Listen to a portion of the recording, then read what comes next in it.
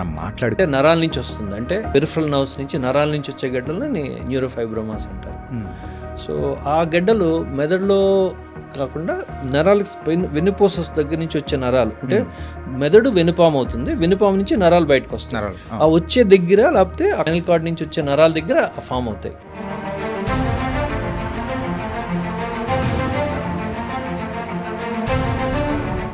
వచ్చే హెడేక్స్లలో through stress వస్తుంది, and ఇంకా ఎక్కువ కొంచెం వెళ్ళిపోయారంటే మైగ్రెయిన్ అని చెప్పేసి అన్నీ వస్తున్నాయి.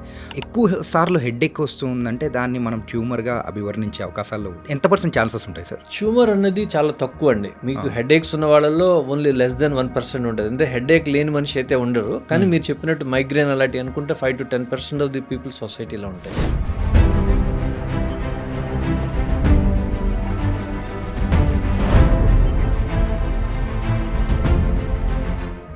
మైగ్రేన్ అనేది మీకు ఎలా వస్తుందంటే తలనొప్పి వచ్చినప్పుడు మీకు ఎపిసోడిక్గా వస్తుంది. చాలాసార్లు వాళ్ళకి ట్రిగర్ ఫ్యాక్టర్స్ ఉంటారు. అంటే మీకు టైంకి తినకపోతే, టైంకి పడుకోకపోతే, ఎక్కువ స్ట్రెస్ ఫీల్ అయితే, లేకపోతే ఎవరైనా మీతో గట్టిగా మాట్లాడితే, మీరు గట్టిగా మాట్లాడితే అది ఎపిసోడిక్గా ఉంటుంది, అంటే సడన్గా వస్తుంది.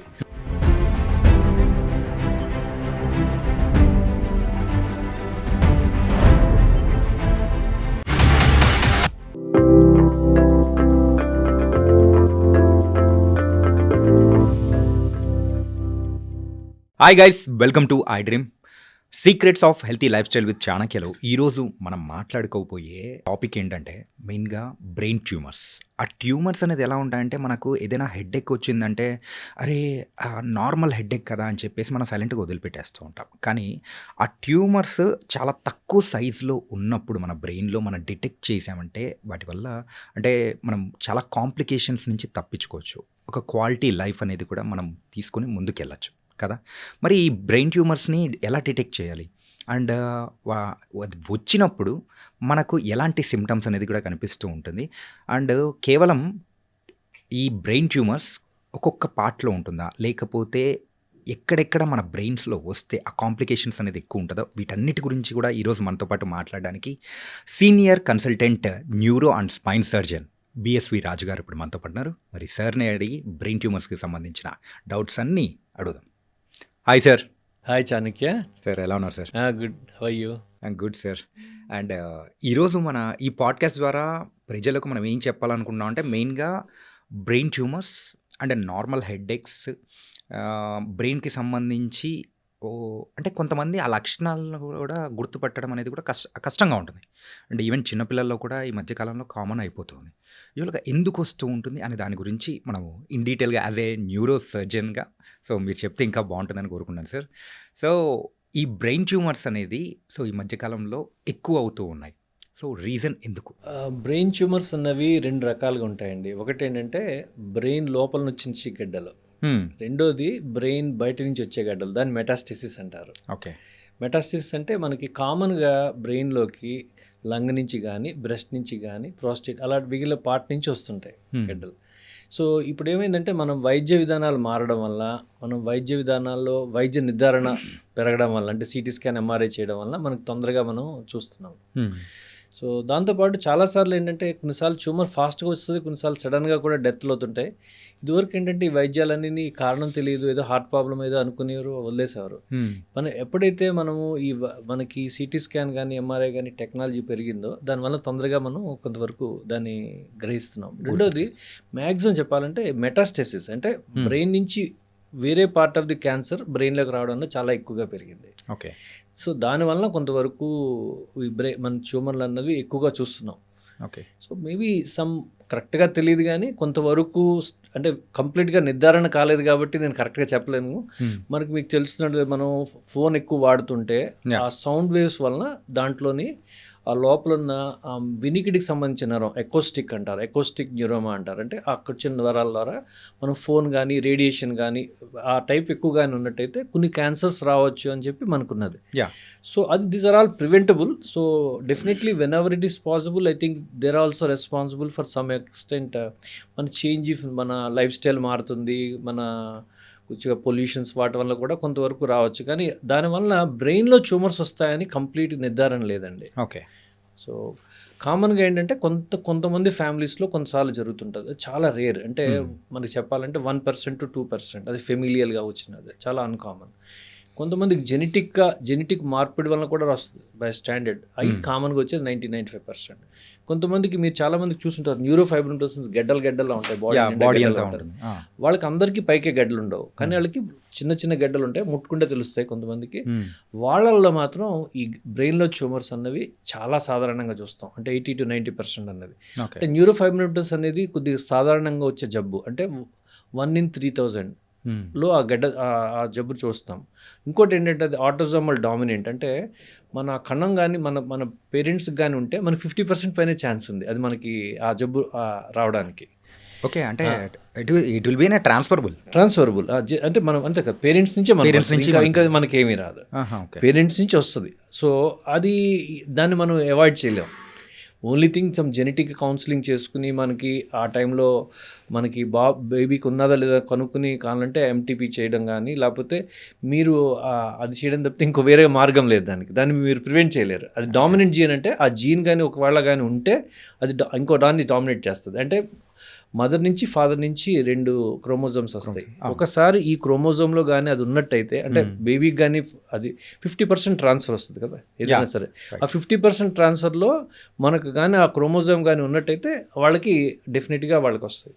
ఓకే, సో అది దాంట్లో ఉన్న గడ్డలు ఓన్లీ మెదడులో రావాలని లేదు, నిపాంలో రావచ్చు, చేతిలో నరాల్లో రావచ్చు, అలాగే ఈ చెప్పినట్టు ఎకోస్టిక్ న్యూరోనోమ్ అక్కడ రావచ్చు, కంటికి సంబంధించిన వాటిలో రావచ్చు, చాలా చోట్ల రావచ్చు. ఇంకా ఇంపార్టెంట్ ఏంటంటే వాళ్ళకి మల్టిపుల్గా కూడా రావచ్చు, 2 వైపులో కూడా వస్తాయి. ఓకే, సడన్గా వినికిడి గది పోతుంది. మీరు ఇందాక అడిగారు కదా ఎందుకు కారణాలు, అంటే రేడియేషన్ వల్ల కూడా కామన్గా కావచ్చు. రేడియేషన్ అనేది is always a risk. Even నేను మన చెప్పినట్టు mobile radiation can also be a risk. So మీరు ఇందాక అడిగిన దానికి ఏంటంటే అసలు ఎలా నిర్ధారించవచ్చు అన్నది. సో చాలా కామన్గా మనకి మెదడులో గడ్డలు ఉన్నది వచ్చేదేమో తనకి తలనొప్పి వల్ల ప్రజెంట్ అవుతాయండి. కానీ తలనొప్పి అనేది చాలా సాధారణమైన సమస్య. అంటే మనం ప్రతిరోజు అంటే అట్లీస్ట్ ప్రతి మనిషి కూడా at least once in a year కూడా ఒకసారి ఏదో టైంలో చేస్తుంటాం. కానీ హెడేక్ అనేది ఎప్పుడు ఇంపార్టెంట్ అంటే మీ తలనొప్పులు 1 or 2 months కానీ 2-3 months కానీ తగ్గకుండా ఉన్నట్టయితే, అది ప్రోగ్రెసివ్గా పెరుగుతున్నట్టు, అంటే రోజుకి పెరుగుతున్నట్టయితే ఈ తలనొప్పితో పాటు చాలాసార్లు మీకు వాంతులు కానీ వికారం కానీ వస్తుంది. అది దాంతో అంటే ఇది ఏంటంటే దీన్ని చెప్పడం అంటే బ్రెయిన్లో ప్రెషర్ పెరుగుతుందని అర్థం అనమాట. దాంతోపాటు ఆ వికారంతో పాటు కొన్నిసార్లు కళ్ళు బయలు గమ్మడం కానీ, 2 కింద కనిపించడం కానీ, రోజుకి చూపు తగ్గడం కానీ ఉంటుంది. సో చాలాసార్లు ఏమవుతుందంటే ఈ హెడేక్ ఏదైతే ఉన్నదో మీరు రాత్రి పడుకున్నప్పుడు బాగానే ఉంటుంది, ఎర్లీ మార్నింగ్ తలనొప్పితో లెగిసిపోయి వామిటింగ్ అవుతుంది. ఆ వామిటింగ్ అయ్యాక తర్వాత తలనొప్పి తగ్గుతుంది. ఈ టైప్ లక్షణాలు ఉంటే మాత్రం మీకు బ్రెయిన్ ట్యూమర్ ఉండడానికి చాలా ఎక్కువ అవకాశం. అంటే యూజువల్గా ఇప్పుడు వచ్చే హెడేక్స్లలో త్రూ స్ట్రెస్ వస్తుంది, అండ్ ఇంకా ఎక్కువ కొంచెం వెళ్ళిపోయారంటే మైగ్రెయిన్ అని చెప్పేసి అన్నీ వస్తున్నాయి. సో ఇలా అంటే ఎక్కువ సార్లు హెడేక్ వస్తుందంటే దాన్ని మనం ట్యూమర్గా అభివర్ణించే అవకాశాలు ఎంత % ఛాన్సెస్ ఉంటాయి సార్? ట్యూమర్ అనేది చాలా తక్కువ అండి. మీకు హెడేక్స్ ఉన్న వాళ్ళలో ఓన్లీ less than 1% ఉంటుంది. అంటే హెడేక్ లేని మనిషి అయితే ఉండరు. కానీ మీరు చెప్పినట్టు మైగ్రేన్ అలాంటివి అనుకుంటే 5-10% ఆఫ్ ది పీపుల్ సొసైటీలో ఉంటాయి. ఓకే, మైగ్రేన్ అనేది మీకు ఎలా వస్తుందంటే తలనొప్పి వచ్చినప్పుడు మీకు ఎపిసోడిక్గా వస్తుంది. చాలాసార్లు వాళ్ళకి ట్రిగర్ ఫ్యాక్టర్స్ ఉంటారు. అంటే మీకు టైంకి తినకపోతే, టైంకి పడుకోకపోతే, ఎక్కువ స్ట్రెస్ ఫీల్ అయితే, లేకపోతే ఎవరైనా మీతో గట్టిగా మాట్లాడితే, మీరు గట్టిగా మాట్లాడితే, పలానా ఫుడ్ తింటే, చీజ్ కానీ చాక్లెట్ కానీ తింటే, తలకు స్నానం చేసి వెంటనే మీరు వెంటనే డ్రై చేసుకోకపోతే, అలాగా మీకు చాలాసార్లు బ్రైట్ లైట్స్ కానీ లేకపోతే లౌడ్ సౌండ్స్ కానీ వింటే, so any kind of a mental are physical stress will trigger it. అది ఎపిసోడిక్గా ఉంటుంది, అంటే సడన్గా వస్తుంది. ఆ టైంలో లైట్ చూడలేరు, ఆ టైంలో వికారంగా కానీ వాంతి కానీ ఉంటుంది. అది వెంటనే మందులు వేసుకుంటే మీకు ఉపశమనాన్ని కలిగజేస్తుంది. ఓకే, తగ్గిపోయే అది పేరెంట్స్లో కూడా చాలా మందికి అది హెడేక్స్ చూస్తాం. అంటే మీకు ఒకసారి మదర్కి కానీ ఫాదర్కి కానీ ఉన్నట్టయితే అది కామన్గా చూస్తాం. కామన్గా ఆడవాళ్ళలో ఎక్కువ చూస్తాము, మీకు అది ఏదైనా సరే ఒక 20-30 ఇయర్స్ 40 ఇయర్స్ తర్వాత వచ్చి తర్వాత తగ్గిపోతుంటుంది తలనొప్పి, తర్వాత ఇంకా నెమ్మదిగా తగ్గిపోతుంది. సో ఎప్పుడైతే మీకు ఈ టైపు స్ట్రక్చర్డ్గా ఉన్నట్టు కానీ మీకే కానీ ఉన్నట్టు అదే మైగ్రేన్ ఎక్కే అవకాశం ఉంటుంది. కానీ మైగ్రేన్ మిమిక్స్ అంటాం, ఒకసారి మైగ్రేన్ కూడా మిమిక్ చేసే హెడేక్స్లా వస్తాయి, ఏవిఎమ్స్ అని వేరే కొన్ని, అంటే రక్తపు సంబంధించిన గడ్డలు కానీ ఉన్నట్టయితే. అందుకే ఏదైనా చెప్పినట్టు ఒకసారి మీకు ఏదైనా సరే తలనొప్పి అనేది ఒక 2-3 నెలలతో తగ్గకపోయినా పెరుగుతున్నా, జస్ట్ నార్మల్గా మీరు ఒక తలనొప్పికి కానీ ఏదైనా ట్యాబ్లెట్ తీసుకున్నప్పుడు అది తగ్గకపోతున్నట్టయితే డెఫినెట్గా డాక్టర్ని కలిస్తే మంచిది. ఓకే, సో దట్ అట్లీస్ట్ మనము దాని మెయిన్ ఏంటంటే బ్రెయిన్ ట్యూమర్లో మెయిన్ ఇంపార్టెంట్ ఏంటంటే అన్నిటికంటే the key thing is early detection is the key.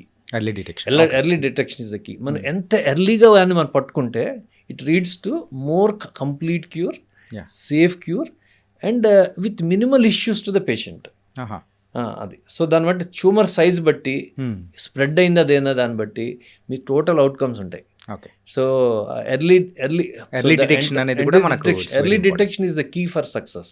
Okay sir, ఈ మైగ్రేన్ అనేది ట్యూమర్స్గా మారే అవకాశాలు ఎంత పర్సెంట్ ఛాన్సెస్ ఉండదండి. మైగ్రేన్ మిమిక్స్ ఉంటాయి అంతే. మైగ్రేన్ అంటే తలనొప్పి మైగ్రేన్ లా అనిపిస్తుంది, బట్ లోపల చూస్తే గడ్డ ఉంటుంది అనమాట. ఓకే, మైగ్రేన్ అనేది తలనొప్పి కింద మారదు, కానీ మైగ్రేన్లో రేర్గా ఉన్నప్పుడు స్ట్రోక్ రావడం కానీ అలాంటి వేరే జరుగుతాయి, అవి వేరే ప్రాబ్లమ్స్. ఓకే, సో మైగ్రేన్ వలన మీకు వేరేగా రాదు, కానీ మైగ్రేన్ వల్ల క్వాలిటీ ఆఫ్ లైఫ్ తగ్గిపోతుంది. ఎందుకంటే సడన్గా మీరు ఒక ఫంక్షన్ కానీ ఒక యాక్టివిటీ కానీ చేయాలనుకుంటారు, సడన్గా మీకు హెడేక్ వస్తే మీ ఎబిలిటీ టు ఫంక్షన్ అన్నది తగ్గిపోతుంది, పెర్ఫార్మ్ అన్నది తగ్గిపోతుంది. రైట్. బ్రెయిన్ ట్యూమర్స్ విషయానికి వచ్చేటప్పటికి అది చిన్నపిల్లల్లో కూడా ఈ మధ్యకాలంలో మనం చూస్తూ ఉన్నాము. సో పెద్దవాళ్ళల్లో అంటే సో వాళ్ళకు వచ్చే లక్షణాలు ఎలా ఉంటాయో మీరు ఆల్రెడీ చెప్పారు. మరి చిన్నపిల్లలు అయితే వాళ్ళు ఎలా ఉన్నాయి ఏంటి అనేది వాళ్ళు ఎక్స్ప్రెస్ చేయలేరు. మరి అలాంటి టైంలో మనం ఎలా డిటెక్ట్ చేయొచ్చు? చాలా కష్టం అండి. అదే బ్రెయిన్ ట్యూమర్లో అదే చెప్తున్నాను. ఇప్పుడు మీకు చెప్పాను కదా, సైజ్ ఈజ్ ద అంటే early detection is the key. చిన్నపిల్లలు వాళ్ళు చాలాసార్లు తలనొప్పి అని చెప్పలేరు. బాగా చిన్నపిల్లలు అయితే దే బికమ్ ఇరిటబుల్. అంటే లెస్ దెన్ 1-2 ఇయర్స్ అంటే కంటిన్యూస్గా they refuse to take feeds. లేకపోతే ఆ బ్రెయిన్లో ప్రెషర్ పెరిగినప్పుడు వామితులు వస్తాయి. వాళ్ళు చాలాసార్లు వామితులు చేస్తుంటారు. కంటిన్యూస్గా కాన్సిస్టెంట్ క్రై ఇలా ఉంటుంది కంటిన్యూస్గా.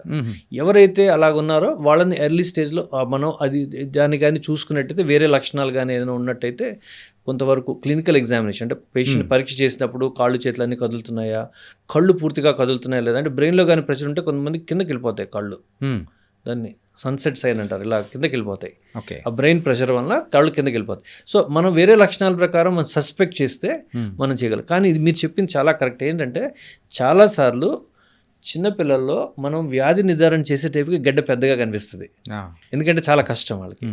చాలాసార్లు వాళ్ళకి తలనొప్పి చెప్పాలని కూడా వాళ్ళ కమ్యూనికేషన్ కూడా రాదు వాళ్ళకి. ఎవరైతే ఒక చైల్డ్ కానీ మీరు చెప్పినట్టు ఒక 3rd year 4th year అంటే డిస్కంఫర్ట్ లాగానే చెప్తే వాళ్ళు అప్పుడు చెప్తారు. ఇంకొకటి ఏంటంటే బ్రెయిన్లో చిన్నపిల్లలకి పెద్దవాళ్ళకి డిఫరెన్స్ ఏంటంటే బ్రెయిన్లో 2 కంపార్ట్మెంట్స్ ఉంటాయండి. ఒకటి పైది సుప్రాటెంటోరియల్ అంటారు, అంటే తల పైది. రెండోది చిన్న మెదడు అంటారు, వెనకాతలు ఉండేది. నార్మల్గా పెద్దవాళ్ళలో వచ్చేది గడ్డలన్నీ కూడా అంటే నార్మల్గా మనకి 85% ఆఫ్ ది కంపార్ట్మెంట్ పెద్దది, పెద్ద అంటే బిగ్ బ్రెయిన్ అంటారు, ఇది స్మాల్ బ్రెయిన్ అంటారు, చిన్న మెదడు ఓన్లీ కంపార్ట్మెంట్లో ఓన్లీ 15% ఉంటుంది.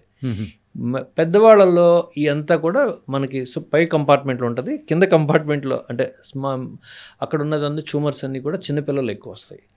ఆ వెనకాతల కంపార్ట్మెంట్ మనకి ఎందుకు కావాలంటే బాడీ బ్యాలెన్స్కి కావాలి, స్టెబిలిటీగా కావాలి, మనకి నడవడానికి కావాలి, కూర్చోడానికి కావాలి. సో ఎప్పుడైతే వెనకాతలు ఉన్న దానికి బ్యాలెన్స్ తగ్గిపోతుందో చాలామంది వాళ్ళు అస్తమాట పడిపోతుంటారు పిల్లలు.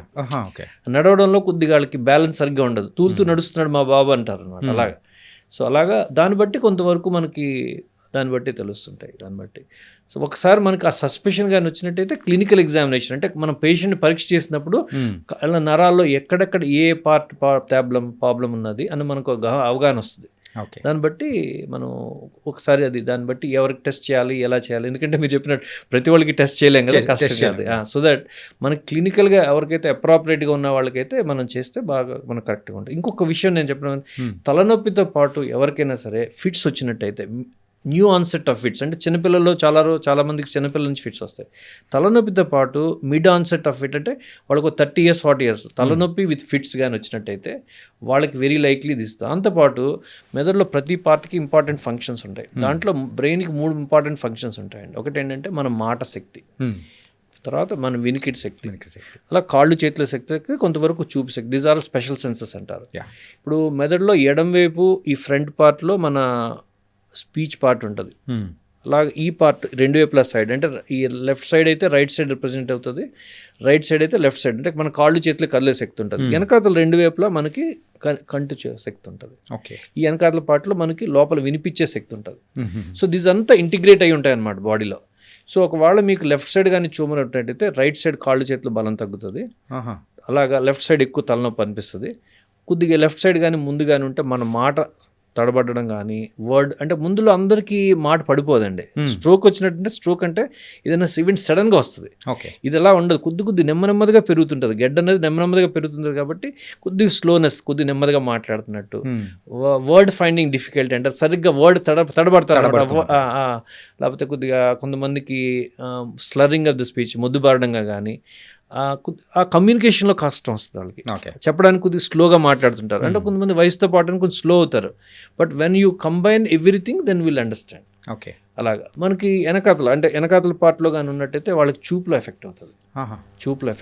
అలాగే మీరు ఈ సైడ్ పార్ట్లు ఉన్నట్టు కాళ్ళల్లో చేతిలో కూడా బలం తగ్గుతుంటుంది. సో ఆ సిమ్టమ్స్కి తగ్గట్టు మనము ఎగ్జాక్ట్లీ కరెక్ట్. మీరు what we can do is, మీరు పేషెంట్ వ్యాధి నిర్ధారణ ప్రకారం, మీరు అవుట్ పేషెంట్లో మీరు చెప్పిన దాని ప్రకారం గడ్డ ఉన్నదా, గడ్డ ఉంటే ఎక్కడున్నదో అని కూడా మనకు అవగాహన వచ్చేస్తుంది. సో అప్పుడు మనం ఎలాంటి టైప్ టెస్ట్ చేయాలి, ఏ టైప్ ఎంఆర్ఐ చేయాలి, ఎక్కడ ఏ పార్ట్ని కాన్సన్ట్రేట్ చేయాలని చెప్పి మన రేడియాలజిస్ట్కి చెప్తే వాళ్ళు దాన్ని బట్టి ఆ పార్ట్ని ఇంకా బాగా చేస్తారనమాట. దీంతో పాటు ఏంటంటే మెదడుకి మెయిన్ ఫంక్షన్ ఏంటంటే, మన మేబీ మీరు అర్థం చేసుకున్నట్టయితే చిన్నపిల్లలకి పెద్దవాళ్ళకి డిఫరెన్స్ ఏంటంటే, మనకి ఒక జ్ఞాపక శక్తి ఉంది, ఒక మెమరీ ఉంది, కొద్దిగా అర్థం అవుతుంది, దీని పలానా పేరు ఇదిలా ఉంది. So what is the knowledge you have acquired over the last 20-30 years makes a difference between adult and child. So ఇదంతా మెమరీ అంతా మన బాడీలో అంతా రిస్టోర్ అయిపోయి ఉంటుంది. So how it is been like, ఇవన్నీ కూడా స్లోగా తగ్గిపోతుంటాయి. మెంటల్ ఫంక్షన్స్ అన్ని స్లోగా తగ్గిపోతుంది. ఎందుకంటే ఆ గడ్డ పెరిగే కొద్దీ నార్మల్ మెదడుని కూడా ఒత్తిడిలో ఉంటుంది. బ్రెయిన్ అనేది క్లోజ్డ్ స్పేస్ అండి. అది ఇప్పుడు మనకు ఒక గడ్డ చేతిలో వచ్చింది, కాల్లోకి వచ్చింది, పొట్టలో అంటే చాలా స్పేస్ ఎక్కువ ఉంటుంది. పొట్ట చాలా తెలియదు కానీ చాలా ఎక్స్పాండ్ అవుతుంటుంది. అలా బ్రెయిన్లో అన్నది అంత క్లోజ్డ్ క్యావిటీ. ఆ బ్రెయిన్ పైన అంతా పుర్రు ఉంటుంది కాబట్టి ఇట్ ఈస్ అన్ఫర్గివింగ్. వాపు కానీ పెరిగితే, లేకపోతే గడ్డ కానీ పెరిగితే కొంతవరకు నార్మల్ మెదడు ఒత్తిడిలోకి పోతుంది. కానీ దానికి ఇంకా కాంపన్సేటరీ మెకానిజం లేదంటే bone is very hard, it will not give anything. ఒకసారి చెప్పాలంటే ఒక ప్రెషర్ కుక్కర్లో ఒక స్టీల్ వెజల్ దాంట్లో పెరుగుతూ ఉందంటే లోపల సంథింగ్ కరెక్ట్గా చెప్పాను. కరెక్ట్గా, that is exact analogy. Whatever whenever it is been happening, మీరు స్లోగా పెట్టారనుకోండి అది యాక్చువల్ కుక్కర్ ఎక్కువ టైం ఉంటుంది. మీరు ఫాస్ట్గా కానీ హై టెంపరేచర్ పెట్టారనుకోండి ఫాస్ట్గా వస్తుంది. అలాగే క్యాన్సర్ అనేది ఫాస్ట్గా వస్తుంది. అటు బాడీ కాంపన్సేషన్స్ ఉండవు. అంటే ఎప్పుడైతే గడ్డ నెమ్మదిగా పెరుగుతుంది అనుకోండి, చాలాసార్లు యాక్చువల్లీ నిన్న కూడా ఒక పేషెంట్ చూసాను, వాళ్ళకి పేషెంట్కి ఏమి సిమ్టమ్, ఓన్లీ 1 month సిమ్టమ్స్, లోపల గడ్డ ఆల్మోస్ట్ క్రికెట్ బాల్ అంత సైజ్ ఉంది. అంత ఫాస్ట్ ర్యాపిడ్ గ్రోత్ ఉంటుందా? అంటే స్లోగా వచ్చింది కానీ పేషెంట్ కంప్లైంట్ చేసే శక్తి లేదు వాళ్ళకి. వాళ్ళకి కంప్లైంట్ చేసే శక్తి లేదు, ఆ కంప్లైంట్ చేయలేదు, వాళ్ళు అడ్జస్ట్ అయిపోయి చేసుకున్నారు. టు ద పాయింట్ నౌ వాళ్ళకి తలనొప్పితో పాటు 2 కళ్ళు పడిపోయినాయి. అంటే బ్రెయిన్లో ప్రెషర్ వలన కంటి మీద ఎఫెక్ట్ పడుతుంది, కంటి నరం మీద ప్రెషర్ పడుతుంది ఆ బ్రెయిన్ ప్రెషర్ వలన. అంటే కంటి నరము, కంటిలో ఉన్న బ్యాక్ నరము బ్రెయిన్ కంటిన్యూషన్ ఉంటాయి. ఎందుకంటే eyes are also continuation of the nervous system. So ఎందుకంటే మీరు చూసేది, కంటిలో చూస్తున్నది ఏదైతే ఉందో, ఈ మీకు కనిపించేది ఇక్కడ ప్రాసెస్ అవ్వదు. Processing is the back. ఈ ప్రాసెసింగ్ పార్ట్ అనేది ఇది ఓన్లీ రిసెప్టార్. మనకి నొప్పి తగిలింది, ఇలా కొట్టారు, ఇది రిసెప్టార్, ఇది పైకి వెళ్ళి ప్రాసెసింగ్ అనేది బ్రెయిన్లో వస్తుంది. అలా మీరు ఇక్కడ సౌండ్ విన్నారు కానీ ప్రాసెసింగ్ అయ్యేది బ్రెయిన్ లోపలికి. నేను చెప్పినట్టు ప్రాసెసింగ్ అనేది అది హీరింగ్ సెంటర్ అనేది లెఫ్ట్ సైడ్ ఇక్కడ ఉంటుంది మెయిన్. అలా ప్రతిదానికి ఆ ప్రాసెసింగ్ సెంటర్ అక్కడే ఉంటుంది. ఆ ప్రాసెసింగ్ ఎఫెక్ట్ అయిపోతుంది అనమాట ఆ బ్రెయిన్ ప్రెషర్ వల్ల. సో మనం ఎంత తొందరగా మనం ఆ ప్రెషర్ని మనం తీసేస్తే తొందరగా మళ్ళీ నరాలను కంటిన్యూటీ ఫామ్ అయ్యి మళ్ళీ వాళ్ళకి విజన్ కూడా రావడానికి అవకాశం ఉంటుంది. As I told you, the key for everything is early success. అంటే మీ సిమ్టమ్స్ లెట్ సపోజ్ ఒక 1 day ఉన్నది, 1 week ఉన్నది, బెటర్ రిజల్ట్స్ ఆర్ గుడ్. మీరు లేట్ అయ్యే కొద్దీ మీ అవుట్కమ్స్ అన్ని కూడా కొద్దిగా ఇన్కంప్లీట్గా కానీ స్లోగా కానీ రికవరీస్ ఉంటాయి బాగా. యూజువల్గా మీరు ఇందాక చెప్పారు సార్, చిన్నపిల్లల్లో అయితే చిన్న మెదడులో వస్తూ ఉంటుంది, పెద్దవాళ్ళకైతే పెద్ద మెదడులో కూడా వస్తూ ఉంటుందని చెప్పేసి. ఏంటంటే ఈ పెద్ద మెదడులో ఎప్పుడైతే ఫామ్ అవుతూ ఉంటుందో అలాంటి సందర్భాల్లో మిగతా పార్ట్స్ అది కూడా మొత్తం తినేస్తూ వస్తుంటుంది కదా, ఆ టిష్యూ అనేది కూడా. కంప్లీట్గా. బ్రెయిన్లోకి మిగిలిన వాటికి చిన్న డిఫరెన్స్ అండి. ఒకటేంటంటే బ్రెయిన్లో గడ్డలు బ్రెయిన్లోనే మైక్రోస్కోపిక్గా నెమ్మదిగా స్ప్రెడ్ అవుతాయి. బ్రెయిన్లో అంతా ఏంటంటే బ్రెయిన్ బయట ఈ పార్ట్లో అంతా నరాలు ఉంటాయి, కణాలు ఉంటాయి, అంటే బ్రెయిన్ సెల్ అంటారు. బ్రెయిన్ కణాల కింద ఫైబర్స్లా ఉంటాయి. అంటే మీ కంప్యూటర్లో చూడాలంటే సిపియూలో ఉండి కింద వైర్స్ ఎలా వస్తాయో ఆ ట్రాక్స్ అన్నీ ఉంటాయి. ఈ బ్రెయిన్లో ఉన్న ట్రాక్స్ ద్వారా దాన్ని యాక్సాన్స్ అంటారు. ఆ ట్రాక్స్ ద్వారా స్ప్రెడ్ అవుతుంటుంది, కానీ బ్లడ్ ద్వారా స్ప్రెడ్ అవ్వదు. సో బ్రెయిన్లో ఉన్న నరాలు ఆ బ్రెయిన్లో నరాల ద్వారా స్ప్రెడ్ అవుతుంది. మీరు బయట డిస్టెంట్గా వేరే స్ప్రెడ్ అవ్వడం, అంటే బాడీలో వేరే చోట స్ప్రెడ్ అవ్వడం అన్నది చాలా తక్కువ. లేకపోతే బ్రెయిన్ చుట్టూ సిఎస్ఎఫ్ అంటారు, సెరెబ్రోస్పైనల్ ఫ్లూయిడ్ అంటారు, దాని ఆ పాత్వేస్ ద్వారా స్ప్రెడ్ అవుతుంది. అంటే బ్రెయిన్లో ఉన్న క్యాన్సర్ గడ్డ బ్రెయిన్లోంచి వేరే దగ్గరికి ఆ నరాల ద్వారా స్ప్రెడ్ అవ్వచ్చు, లేకపోతే వెన్నుపాములో కూడా స్ప్రెడ్ అవుతుంది. వెన్నుపాములో ఒకసారి గడ్డ పైన ఉంటుంది, మనకి లోపల నడుములో కానీ మెడలో కానీ లోపల గడ్డ చూస్తాం. దీన్ని సెరెబ్రోస్పైనల్ అంటే దాన్ని dissemination among the CSF pathways అంటాం. అంటే నార్మల్గా అయితే మన అంటే బ్రెయిన్లో ఉన్నది స్పైన్లోకి వచ్చి అలా రావచ్చు అనమాట. కానీ బ్లడ్ ద్వారా అది ఎక్కువ వెళ్ళదు. మీరు నార్మల్గా మిగిలిన బాడీలో చూసినట్టయితే బ్లడ్ ద్వారా వెళ్తాయి. ఇది 99.99% బ్లడ్ ద్వారా వెళ్ళవు. సిఎస్ఎఫ్ పాత్వేస్ కానీ లేకపోతే సేమ్ ఆ నరాలకు సంబంధించిన న్యూరాక్సిస్, సెరెబ్రోస్పైనల్ న్యూరాక్సిస్ అంటారు, ఆ నరాలకు సంబంధించింది కానీ బాడీ స్ప్రెడ్ అవుతుంటుంది.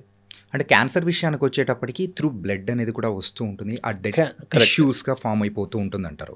కానీ ఇక్కడ మన బ్రెయిన్లో ఫామ్ అయిపోయే ట్యూమర్, సో దాన్ని కూడా అది కూడా సేమ్ అలాగే ఫస్ట్ ఫామ్ అయిపోయిన తర్వాత మిగతా నర్వ్స్ నుంచి అట్లా వస్తుందంటారా? ఇప్పుడు మీరు రెండు కణాలు చెప్పాను. ఏంటంటే ఫస్ట్ థింగ్ అంటే బ్రెయిన్లో ప్రైమరీగా వచ్చిన ట్యూమర్స్. నేను చెప్పేది ప్రైమరీ ట్యూమర్స్ అంటే బ్రెయిన్లో నరాల నుంచి వచ్చేది. బ్రెయిన్ నరాల నుంచి వచ్చే గడ్డల్ని ప్రైమరీ ట్యూమర్స్ అంటారు. ఆ గడ్డలకు సంబంధించినవి మాత్రం అవి నెమ్మదిగా నరాల వైపు నుంచే స్ప్రెడ్ అవుతాయి. ఓకే, బ్లడ్ వైపు నుంచి స్ప్రెడ్ కావు. బయట నుంచి వచ్చే గడ్డలు అంటే మీకు లంగ్ నుంచి కానీ బ్రెస్ట్ నుంచి కానీ అవి వచ్చే గడ్డలు బ్లడ్ ద్వారా బ్రెయిన్కి వెళ్తాయి. ఒకసారి అక్కడికి వెళ్ళాక అవి కూడా పాత్వేస్ ద్వారా వెళ్తుంటాయి, కానీ అది బ్లడ్ ద్వారా వెళ్తాయి కాబట్టి మల్టిపుల్గా ఉంటాయి. ఓకే, ఈ బ్రెయిన్లో మల్టిపుల్ గెట్స్ ఉంటాయి కానీ చాలా అన్కామన్ అనమాట. కానీ ఎందుకంటే బ్లడ్ నుంచి వచ్చేది, బ్లడ్లో వచ్చేది ఇక్కడ రావచ్చు, అలాగా అన్ని చోట్ల రావచ్చు. కానీ ప్రైమరీ బ్రెయిన్ ట్యూమర్స్లో మల్టీసింట్రిసిటీ అనేది కొద్దిగా తక్కువ, అంటే ఎక్కువ చోట్ల ఉన్నది. సో దాని అడ్వాంటేజ్ ఏంటంటే ఒక దగ్గర ఉన్నప్పుడు గడ్డ మనం తీయడం, అన్ని చోట్ల గడ్డ తీయడం చాలా కష్టం. సార్ యూజువల్గా మనకు బాడీస్లో కొన్ని చోట్ల గడ్డలు అనేది కూడా ఫామ్ అయిపోతూ ఉంటుంది. అలా కొంతమందికి అయితే హెడ్లలో కూడా చూసాం. సో హెడ్లలో కూడా పైన చూసినప్పుడు సో దానికి ట్రీట్ చేసే విధానం అనేది కూడా ఇక్కడ ఎలా ట్రీట్ చేస్తారో అలాగే ట్రీట్ చేస్తారా, లేకపోతే దానికి డిఫరెంట్ ప్రాసెస్ అనేది కూడా ఉంటుందా? దాన్ని డేంజరస్గా మనం చూడొచ్చా? మీరు చెప్పేది చర్మం కింద వచ్చే గడ్డలు అన్నది న్యూరోఫైబ్రోసిస్ అంటారు. అంటే నరాల నుంచి వస్తుంది. అంటే పెరిఫరల్ నర్వ్స్ నుంచి నరాల నుంచి వచ్చే గడ్డలని న్యూరోఫైబ్రోమాస్ అంటారు.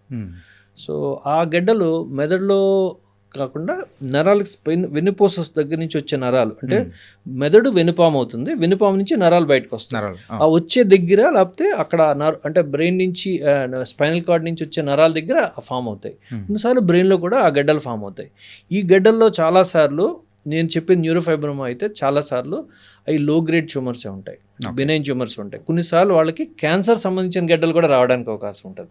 ఇది ఎందుకంటే ఇది జెనెటిక్ ప్రాబ్లం, అది జన్యు మార్పిడి. అంటే మనం ఒక కణం రెండు కింద డివైడ్ అవ్వాలనుకున్నప్పుడు అదే కంట్రోల్డ్గా ఉంటుంది బాడీలో. Okay, everything what ever is like A controlled. Tumour అంటే ఏంటంటే it is uncontrolled division of cells. మన కంట్రోల్లో ఉండదు అనమాట. మన కంట్రోల్లో ఉన్నది పిల్లోడు లెక్క. సో నార్మల్గా ఏంటంటే మన ప్రతి కణము బాడీలో ఒక కణం రెండు కింద డివైడ్ అయినప్పుడు బాడీ కంట్రోల్లో ఉంటుంది. Okay, when it is autonomous, it does not have any control, the body does not have any control, that will become a tumour. అది లో గ్రేడ్ ఉంటే మంచిది, ఎందుకంటే దానికి యూజువల్లీ ఆల్వేస్ 90% అది లో గ్రేడ్ బ్రెయిన్ ట్యూమర్స్లో మనకి రిజల్ట్స్ చాలా బాగుంటాయి. ఓకే సార్, ఇప్పుడు ఒక సిల్లీ డౌట్ అనేది ఒకటి అడగచ్చా? చెప్పండి. ఏంటంటే ఇప్పుడు cancer the and brain tumour both are different. అంటే బ్రెయిన్ ట్యూమర్లో రెండు రకాలండి. నేను చెప్పినట్టు బ్రెయిన్ ట్యూమర్లో ఏంటంటే మీకు క్యాన్సర్ సంబంధించిన వ్యాధి వేరే విధానం ఉంటుంది.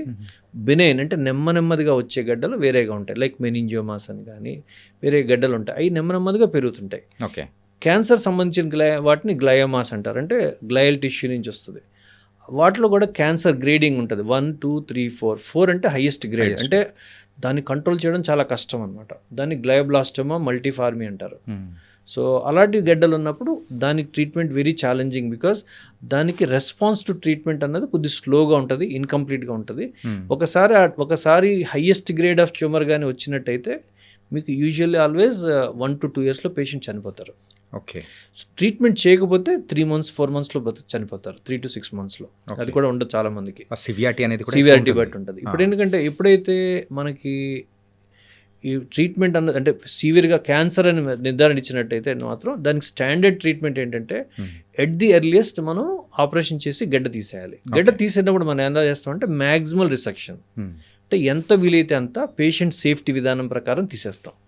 ఒకసారి అది తీసేసాక తర్వాత next step would be radiation and chemotherapy. అంటే మల్టీప్రాంగ్డ్ అటాక్ అనమాట. Like it is a war. You use all the techniques available like military, army, navy, whatever it is. ఇలాగా మనకున్న only 3 modalities at this point of time is surgery. సర్జరీలో కూడా మనకు రకరకాల treatments ఉన్నాయి, రకరకాల advanced treatments ఉన్నాయి. అలాగే రేడియేషన్, దాంట్లో కూడా రకరకాల ట్రీట్మెంట్స్ ఉన్నాయి. కీమోథెరపీ, ఈ మూడింటిని కూడా వాడతాం. అన్నీ కూడా వాడడం వలన మనం ట్యూమర్ని ఫస్ట్ తీసేస్తాము, తర్వాత will control it by radiation and chemotherapy. దాంట్లో కూడా వ్యాధి ఒకసారి మనం ట్యూమర్ తీసాక దాన్ని బయాప్సీకి పంపించి దాని స్పెషల్ స్టెయినింగ్స్ ద్వారా మనం డయాగ్నోసిస్ కనుక్కుంటాం ఏ టైప్ గడ్డ అన్నది. అందరూ you cannot label everybody at the same thing కదా అలా. So every tumour is different and response to treatment differs upon individual to individual. మీకు దెబ్బ తగిలింది అనుకోండి, మీరు కొద్దిగా ఏడవచ్చు, ఇంకోటి దెబ్బ తగిలితే వాడు తట్టుకోవచ్చు, ఇంకోటి దెబ్బ తగిలితే పక్కన వాళ్ళు కూడా కంగారు పెట్టేయచ్చు. అలాగా బ్రెయిన్ రెస్పాన్స్ టు ట్యూమర్ అన్నది డిఫరెంట్ ఉంటుంది, రెస్పాన్స్ టు ట్రీట్మెంట్ అనేది డిఫరెంట్ ఉంటుంది. మనం చేయగలిగింది స్టాండర్డ్ ఏంటంటే maximal resection at the earliest, as safe as possible. Okay. Then you take it for biopsy and do a special staining. ఆ special staining వల్ల మనకు వ్యాధి నిర్ధారణ తెలియడమే కాకుండా దాని గ్రోత్ పొటెన్షియల్ అంటే ఎంత పెరుగుతుంది, మళ్ళీ వచ్చే అవకాశం ఉందా, అది అసలు biopsy. If you really ask me, biopsy is everything. దానివల్ల మీకు మీ ప్రోగ్నోసిస్, మీ అవుట్కమ్, రెస్పాన్స్ టు ట్రీట్మెంట్, మీ రఫ్గా మీకు ఆ బయాప్సీ వచ్చాక మీరు ఎన్ని రోజులు బతుకుతారు, అసలు కంప్లీట్ క్యూర్ ఉంటుందా అన్నీ కూడా తెలిసిపోతాయి. ఓకే. సో మనం ఎంఆర్ఐలో చేసిన దాంట్లోని వాటిలోని మనకి ఆ డయాగ్నోసిస్ పాసిబిలిటీ తెలుస్తుంది, 90-95% అని తెలుస్తుంది. ఈ బయాప్సీ వల్ల మనకి మొత్తం కంప్లీట్గా తెలుస్తుంది. దాంట్లో ఎస్పెషల్లీ కొత్త విధానాలు వచ్చినాయి వాటిలో, ఇమ్యూనోహిస్టోకెమిస్ట్రీ అని స్పెషల్ స్టెయినింగ్స్ వల్ల ఆ కణం ఏ కణం నుంచి వచ్చింది, దాని మాలిక్యులర్ జెనెటిక్స్ కూడా తెలుస్తుంది. దానివల్ల అంటే జెనెటిక్లో కానీ మార్పుడు ఉన్నదా లేదా, దీని ఇలా ఉన్న వాళ్ళకి ఎలా రెస్పాండ్ అవుతుంది, కొన్ని స్టెయినింగ్స్ వల్ల ఏ డ్రగ్ వల్ల ఎఫెక్ట్ అవుతుంది, కొంతమందికి అది కూడా తెలుస్తుంది. అంటే రెస్పాన్స్ టు కీమోథెరపీ కూడా మనం ప్రిడిక్ట్ చేయగలుగుతాం. ఓకే. ఓకే. సో బయాప్సీ అనేది అంత చాలా ఇంపార్టెంట్. బయాప్సీ క్రూషియల్ రోల్ అనేది చాలా క్రూషియల్ రోల్ అది. ఓకే. అంటే మనం ఎంఆర్ఐలో కూడా తెలుస్తుంది, మనం క్లినికల్గా పరీక్ష చేసినప్పుడు కొంతవరకు తెలుస్తుంది. పేషెంట్కి ఎవరికైతే 2 నెలల్లో వచ్చింది గడ్డ పెద్దగా ఉంది, ఎంఆర్ఐలో ప్రాబ్లం ఉందంటే మనకు మోస్ట్ లైక్లీ తెలుస్తుంది. But that is like as good as 90%, 95%. అయితే యాక్యురేట్ రావాలంటే మీరు ఫైనల్గా కావాలి, ఫైనల్ నెంబర్స్ కావాలి, మీరు కరెక్ట్గా పేషెంట్ కానీ అటెండెంట్ కానీ కరెక్ట్గా ప్రోగ్నోసిస్ చెప్పడం కానీ రెస్పాన్స్ చెప్పడం కానీ చెప్పాలంటే మన బయాప్సీ బట్టే మనకు తెలుస్తుంది. సార్, ఈ ట్యూమర్స్ విషయంలో సో మనం ఒక 3 కేటగిరీస్గా వేసుకున్నాం సార్. ఏంటంటే స్మాల్, మీడియం, హై. సో ఈ 3 రకాలుగా చూసుకున్నామంటే ఇప్పుడు స్మాల్ అంటే చిన్న ట్యూమర్ కానీ అలా బ్రెయిన్లో ఫామ్ అయినప్పుడు దానికి సంబంధించిన ట్రీట్మెంట్ అనేది ఎలా ఉంటుంది? చాలా ఇంపార్టెంట్. మీరు చాలా మంచి ప్రశ్న అడిగారు. ఎందుకంటే మీకు ఇందాక కూడా అదే చెప్పాను, అసలు మనం అసలు ట్రీట్మెంట్ అంతా డిపెండ్ అవడానికి early detection is the key. Early detection is the key. నేను నార్మల్గా చెప్పినట్టు the basic thing in brain tumour is first is diagnosis by biopsy. Whether you do remove the tumour at the same time or otherwise you make a small hole and remove and take a biopsy, దాన్ని stereotactic biopsy అంటారు. అంటే ఒక small whole అంటే బ్రెయిన్లో ఒక 1 centimeter అలా చిన్న whole పెట్టి దాంట్లోంచి బయాప్సీ తీస్తాం అనమాట. అది అండర్ సిటీ స్కాన్ కంట్రోల్ చేస్తాం. అది స్టాండర్డ్ ప్రొసీజర్. అది స్టీరియోటాక్టిక్ రేడియేషన్ బయాప్సీ అంటారు. సో అలా చేసినప్పుడు మనం డీప్గా ఉన్న ట్యూమర్ అయితే తీయడం చాలా కష్టం. అందుకని అలాంటప్పుడు చిన్న హోల్ వేసి చేస్తాం. చిన్న కానీ గడ్డ కానీ వచ్చి మీకు వ్యాధి నిర్ధారణ, మీకు బయాప్సీ మీ దగ్గరికి వచ్చేసిందంటే then we know the treatment plan. Okay. చిన్నగా ఉన్న వాళ్ళకి మీకు రేడియేషన్ అనేది ఏంటంటే, చాలామంది రేడియేషన్ చాలా సింపుల్ అనుకుంటారు, లేకపోతే ఇన్నాషియస్ అంటే సేఫ్ అనుకుంటారు. కాదు, radiation is a powerful kind of a delivery of energy where it will kill a cell. Okay. ఇప్పుడు ఒక కణం రెండు కింద కణం డివైడ్ అవుతుంది అనుకోండి, ఆ కణాన్ని ఇంకా బాగా చేస్తుంది. ఎందుకంటే డివైడింగ్ సెల్ని ఈ రేడియేషన్ కానీ కీమోథెరపీ కానీ చేస్తుంది. ఒక కణం రెండు కింద డివైడ్ అవుతున్నప్పుడు కీమోథెరపీ పనిచేయదు. అప్పుడు మనం రేడియేషన్కే వెళ్ళిపోవాలి. రేడియేషన్ కానీ కీమోథెరపీ కానీ పనిచేస్తుంది. అంటే బాగా పెరుగుతున్న వాళ్ళకి కీమోథెరపీ బాగా పనిచేస్తుంది, ఫాస్ట్గా పెరుగుతున్న వాళ్ళకి. సో ఎప్పుడైతే రేడియేషన్ కానీ చిన్నగా ఉన్న గడ్డ అనుకోండి, లెస్ దాన్ మీరు ఒక ఇందాక చెప్పినట్టు 1.5 2 సెంటీమీటర్, చాలాసార్లు మనము ఎంఆర్ఐ ద్వారా ఇది క్యాన్సర్ కాదు అని నిర్ధారించుకుంటుంటే మనం ఆపరేషన్ కూడా చేయకుండా దాన్ని రేడియేషన్ ఇచ్చేయచ్చు. ఓకే, దానికి స్పెషల్ రేడియేషన్ టెక్నిక్స్ చాలా ఉన్నాయి. దానికి SRS అంటారు, అంటే స్టీరియోటాక్టిక్ రేడియో సర్జరీ. నార్మల్గా రేడియేషన్ అంటారు, ఇక్కడ SRS అంటే స్టీరియోటాక్టిక్ అంటే ఫ్రేమ్ పెట్టి దానివల్ల కరెక్ట్గా ఫోకస్డ్ డెలివరీ ఆఫ్ రేడియేషన్ వల్ల మనం ఒక సిట్టింగ్లో పేషెంట్కి క్యాన్సర్ క్యూర్ చేసేయచ్చు, ఆ గడ్డను క్యూర్ చేసేయచ్చు. ఓకే, ఎర్లీ డిటెక్షన్ ఎంత అడ్వాంటేజ్ ఉంటుంది. సో మీరు పేషెంట్ ఒకసారి మీరు ఎలాగైతే ఆఫీస్ విజిట్కి వచ్చారు, మీరు ఎలా మాట్లాడుతున్నాను ఒక్కసారి దానికి స్పెషల్ ప్రొసీజర్ ఉంటుంది. ఒకసారి డయాగ్నోస్ అయ్యాక మీరు రేడియేషన్ సిస్టంలోకి వెళ్ళాక మీరు అది రఫ్లీ హాఫ్ అన్ అవర్ 45 మినిట్స్లో మొత్తం రేడియేషన్ అయిపోతుంది, పేషెంట్కి అది అయిపోయింది, ఇంకా తర్వాత ఏం రేయట్లేదు. ఓకే, సో అది అలాగే లెట్ సపోజ్ మీరు చిన్నగా ఉన్నది ఆ గడ్డని రికరెన్స్ వచ్చింది, మరి మళ్ళీ ఆ గడ్డను తీయలేము, అప్పుడు రేడియేషన్ పనిచేస్తుంది. రేడియేషన్ అన్నది అంటే it will goes by multiple collimators, అంటే స్మాల్ రేస్లో వస్తాయి అన్నమాట. అవి దాన్ని బట్టి మీరు ఒక గడ్డ కానీ 2.5 సెంటీమీటర్స్ కంటే దాటితే దాని ఎఫికసీ ఆఫ్ ది థింగ్ తగ్గిపోతుంది. మెయిన్ ఇంపార్టెంట్ ఏంటంటే రేడియేషన్ చెప్పినట్టు radiation is a focused delivery of energy. It causes destruction of the tissue. అది క్యాన్సర్ అవ్వచ్చు, నార్మల్ మెథడ్ కూడా కావచ్చు. సో మనం ఏం చేయాలంటే దానికి IMRT అంటారు, అంటే దాన్ని ఇమేజ్ మనం ఏదైతే ఉన్నదో ఎక్కడైతే క్యాన్సర్ ఉన్నదో అక్కడే రేడియేషన్ ఇచ్చి పక్కన నార్మల్గా ఉన్న మెథడ్ని కాపాడేది. ఇదివరకు కన్వెన్షనల్గా నేను చదువుకున్నప్పుడు 30-40 years బ్యాక్ రేడియేషన్ అంత ఇవ్వాలి కాలేదు. అప్పుడు హోల్ బ్రెయిన్ రేడియేషన్ అనేవారు. అంటే అప్పుడు మనము ఫోకస్గా ఎక్కడ పాయింట్ ఉందో అంటే ఇప్పుడైతే పర్టికులర్ పాయింట్లో మనం ఇచ్చేవాళ్ళం. ఒకప్పుడైతే ఆ చుట్టూ ఉండేది కొలాటరల్ డ్యామేజ్ అనేది కూడా exactly that is collateral damage. కరెక్ట్గా చెప్పారు. నార్మల్గా ఏం చేసేవారంటే బ్రెయిన్ ఉన్న వాళ్ళకి బ్రెయిన్ అంతా ఇచ్చేసేవారు. బ్రెయిన్ అంతా ఇస్తే ఏమవుతుందంటే బ్రెయిన్లో మేము చెప్పుకున్నట్టు ప్రతి బాడీకి దేవుడు ఒక ఫంక్షన్ ఇచ్చాడు. నార్మల్గా మనకి తెలివితేటలు ఉంటాయి, మెమరీ ఉంటుంది, నాలెడ్జ్ ఉంటుంది, క్యాలిక్యులేషన్ ఉంటుంది. అంటే ఇప్పుడు మెదడులో ఈ పెరైటల్ లోబ్స్ ఉంటాయి, అక్కడ మన క్యాలిక్యులేషన్ థాట్ ప్రాసెస్ ఉంటాయి. అలా ఈ ఫ్రంట్ దాంట్లో ఈ సైడ్ ఉన్న వాటిలో ఎస్పెషల్లీ మెమరీ ఉంటుంది, టెంపరల్ లోబ్స్ అంటారు. మన మెమరీ ఒకసారి ఏంటంటే మీరు క్యూర్ అయితే అయింది, కానీ మీరు కానీ ఒకవేళ మీరు ఆ నార్మల్ బ్రెయిన్ ఫంక్షన్స్ కాగ్నిషన్ కానీ ఆ మెమరీ కానీ తెలివితేటలు కానీ థాట్ మేకింగ్ కెపాసిటీ కానీ మనకి అబ్స్ట్రాక్ట్ థింకింగ్, అంటే లెట్ సపోజ్ ఫైర్ వచ్చింది, పరిగెట్టాలని తెలియాలి కదా, ఎవరైనా వచ్చారు పట్టుకుంటే పరిగెట్టాలి, లేకపోతే నువ్వేనా పట్టుకున్నా ఫైట్ చేయాలని తెలియదు. సో బాడీ రెస్పాన్సెస్ అన్నీ కూడా it is integrated in the brain circuits. ఎప్పుడైతే హోల్ బ్రెయిన్ కానీ జనరలైజ్డ్గా కానీ మీరు రేడియేషన్ ఇచ్చినట్టయితే బ్రెయిన్ ఫంక్షన్స్ అన్ని స్లో అయిపోయి మీరు అల్జిమర్స్ లాగా డిమెన్షియా పేషెంట్ లాగా అలా అయిపోతారు. సో కొత్త విధానాలన్నీ కూడా ఇదివరకు అని చెప్పినట్టు మీకు అలా కాకుండా ఎక్కడైతే మీకు గడ్డ ఉన్నదో అక్కడ కన్ఫర్మ్ చేసి ఎంఆర్ఐలో కానీ సిటీ స్కాన్ కంప్లీట్గా మ్యాప్ చేసి అక్కడ రేడియేషన్ ఇచ్చి ఆ పక్కన నార్మల్ మెథడ్ని కాపాడుతుంది. పక్కన నార్మల్ మెథడ్లో కూడా కొంతవరకు రేడియేషన్ వస్తుంది, కానీ అది తక్కువగా ఉంటే బాడీ అగైన్ తర్వాత రికవర్ అవుతుంది నెమ్మదిగా. సార్ రికవర్ అయ్యే ఛాన్సెస్ కూడా ఉంటుందా? రికవర్ అవుతాయండి. ఓకే. సో రికవర్ అవుతాయి. ఎస్పెషల్లీ మీరు ఇంకా ఇంపార్టెంట్ ఏంటంటే ఇప్పుడు చిన్నపిల్లలు ఉన్నారనుకోండి, చిన్నపిల్లలకి పెద్దవాళ్ళకి డిఫరెన్స్ ఏంటంటే మెథడ్ అనేది ఫస్ట్ 3 yearsలో డెవలప్ అవుతూ ఉంటుంది. 12 years వరకు మెదడులో ఉన్న కణాలు డెవలప్ అవుతాయి. 12 years తర్వాత మెదడులో ఇంకా డెవలప్మెంట్స్ ఏమి ఉండవు, బ్రెయిన్లో డెవలప్మెంట్స్ ఏమి ఉండవు. సో మీరు డెవలపింగ్ మెథడ్ అంటే డెవలప్ అవుతున్న మెథడ్ని కానీ మీరు ఇచ్చినట్టయితే వాళ్ళ జీవితాంతం వాళ్ళు ఆ వాళ్ళు మెంటల్ స్లోయింగ్లో ఉండిపోతారు. మీరు సెరెబ్రల్ పాల్సీ పేషెంట్ లాగా, మెంటల్గా ఉన్న పేషెంట్స్ లాగా. సో అందుకని లెస్ దెన్ 3 years అన్న వాళ్ళకి మనం మొన్నటి వరకు కూడా రేడియేషన్ ఇచ్చేవాళ్ళం కాదు అసలు. ఎందుకంటే అది రేడియేషన్ వల్ల మొత్తం బాడీ. ఎప్పుడైతే మీరు ఫోకస్డ్ రేడియేషన్ చెప్పినట్టు IMRT అని కానీ వాల్యూమెట్రిక్ అంటే ఆ వాల్యూమ్ కన్సర్న్గా వాల్యూమెట్ చేసి కొత్తగా మా యశోద హాస్పిటల్లో ఒక ఇమేజ్ గైడెన్స్ వచ్చింది. అంటే ఎవ్రీడే MRI చేస్తారు. ఇప్పుడు మీ ఇవాళ గడ్డ ఉన్నది, ఇవాళ కరెంట్ పెట్టాక గడ్డ సైజ్ తగ్గుతుంది కదా.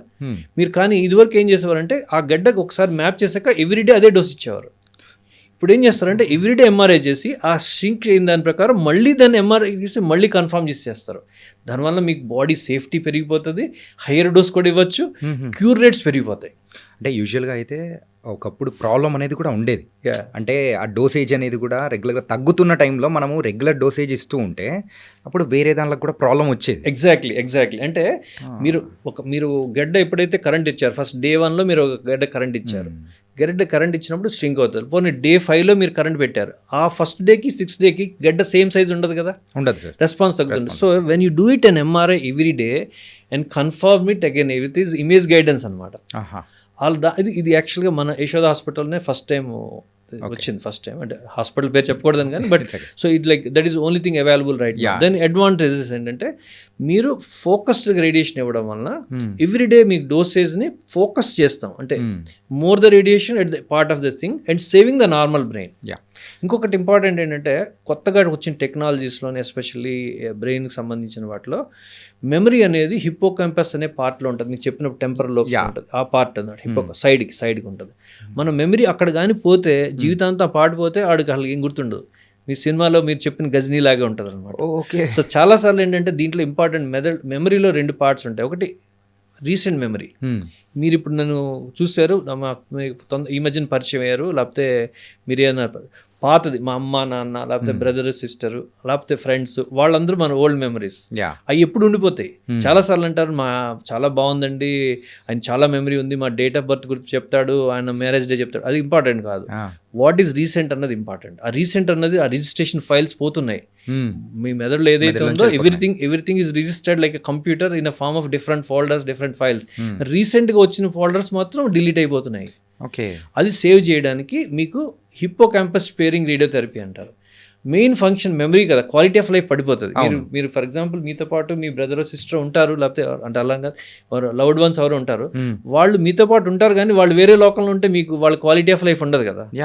సో అందుకని ఈ హిప్పో క్యాంపస్ కానీ సేవ్ చేసి అదర్ పార్ట్స్ బ్రెయిన్కి వస్తుంది, అప్పుడు వాళ్ళ క్వాలిటీ ఆఫ్ లైఫ్ పెరుగుతుంది. Okay. So the entire life it is basically channel to improve your quality of life and try to target the tumour.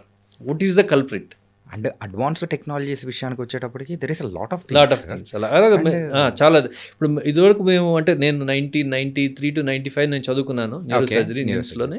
So అప్పటికి ఇప్పటికి అసలు సంబంధం లేదు. అప్పుడు ఏదైతే ఒక ప్రొసీజర్ అన్నది అంటే లిమిటెడ్గా రిపోర్ట్ అవుతుందో, ఇప్పుడు ప్రతి చోట్ల ప్రతి హాస్పిటల్లో మన హైదరాబాద్లో చూసుకున్నట్టంటే అట్లీస్ట్ 10 to 15 హాస్పిటల్స్లో స్టాండర్డ్గా అన్ని ఫెసిలిటీస్ ఉన్నాయి. ఓకే.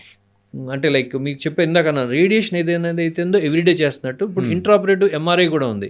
అంటే ఎంఆర్ఐ ఆపరేషన్ చేసి ఆపరేషన్ అప్పుడే మళ్ళీ మనం ఎంఆర్ఐ చేసి గడ్డ పూర్తిగా తీసామా లేదా, ఎక్కడైనా ప్రాబ్లం ఉందా, ఇంపార్టెంట్ స్ట్రక్చర్కి ఏమైనా ఉందా, అది తీయచ్చా లేదా చూసుకుని మళ్ళీ ప్రాసెస్ని మళ్ళీ అనస్థీషియా నుంచి మళ్ళీ తీసుకొచ్చి మళ్ళీ కంప్లీట్ చేస్తాం. ఇప్పుడు ఏంటంటే మనం గడ్డని మీ ఇందాక చెప్పాను ఒకటి మ్యాక్సిమల్ సేఫ్ రిసెక్షన్, అంటే ఎంత వీలైతే అంతవరకు పేషెంట్కి ఎడిషనల్గా కాంప్లికేషన్ రాకుండా ఉండేలాగా మనం చేయాలంటే ఇది ఎడిషనల్ ఫీడ్బ్యాక్ అనమాట. మన నాలెడ్జ్ కాకుండా మన అడ్వాన్స్డ్ మైక్రోస్కోపే కాకుండా మనం ఆ గడ్డకి ఎంత రిలేషన్స్ ఉన్నది లైవ్గా తెలుస్తుంది. మీరు లైవ్గా అంటే మీరు స్విగ్గీ జొమాటో చూసుకున్నట్టు ఎలాగున్నదో చూసుకున్నట్టు మళ్ళీ లైవ్గా గడ్డ ఇక్కడ ఉన్నది, నేను ఎంత తీసాను ఎంత తీయలేదని మనకు ఒక ఐడియా వస్తుంది.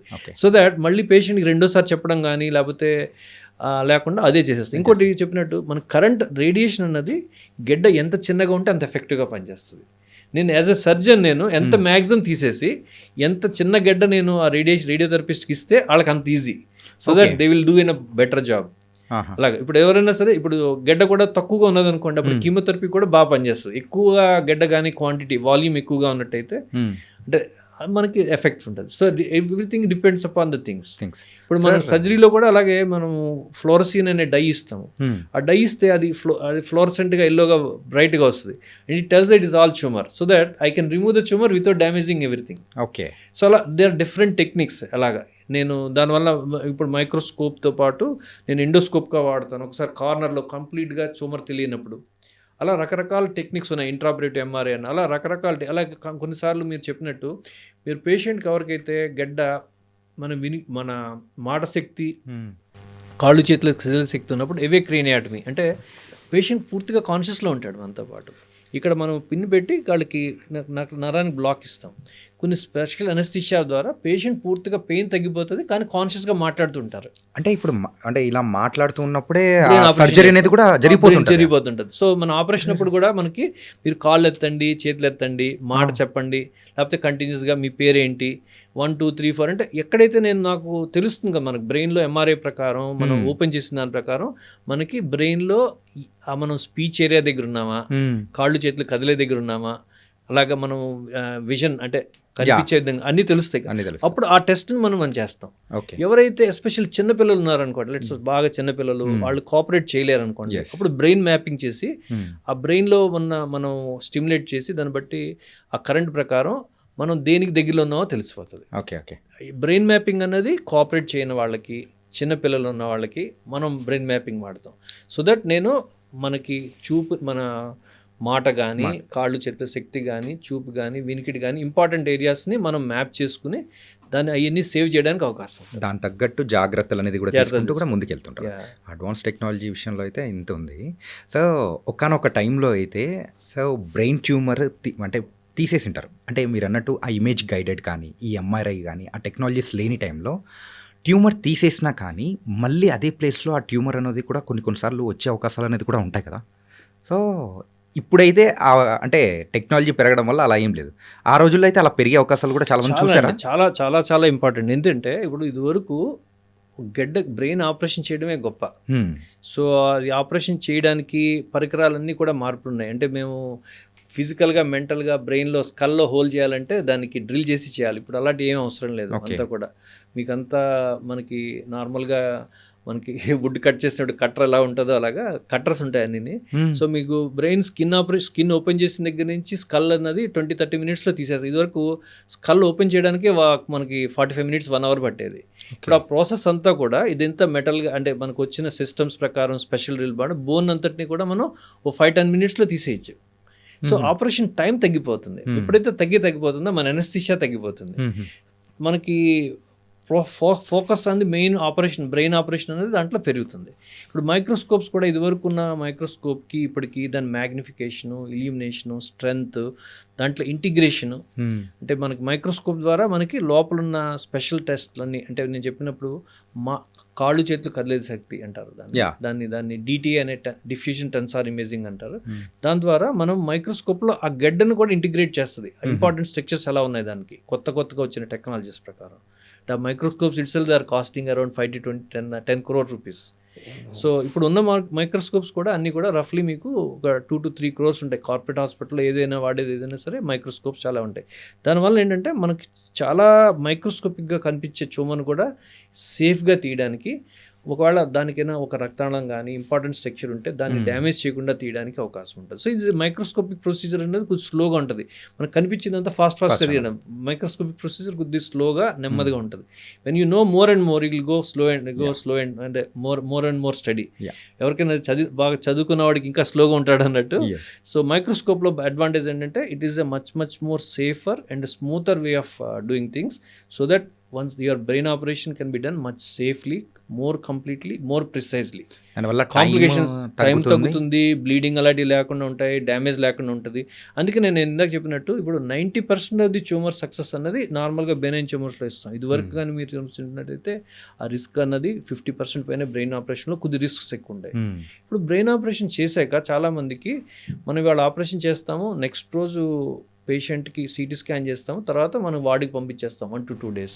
1 to 2 days అంతే. 1 to 2 days తర్వాత. సార్ యూజువల్గా ఆ సర్జరీ అనేది బ్రెయిన్కి జరిగినప్పుడు సో అది మొత్తం ఓపెన్ చేస్తారు కదా సార్?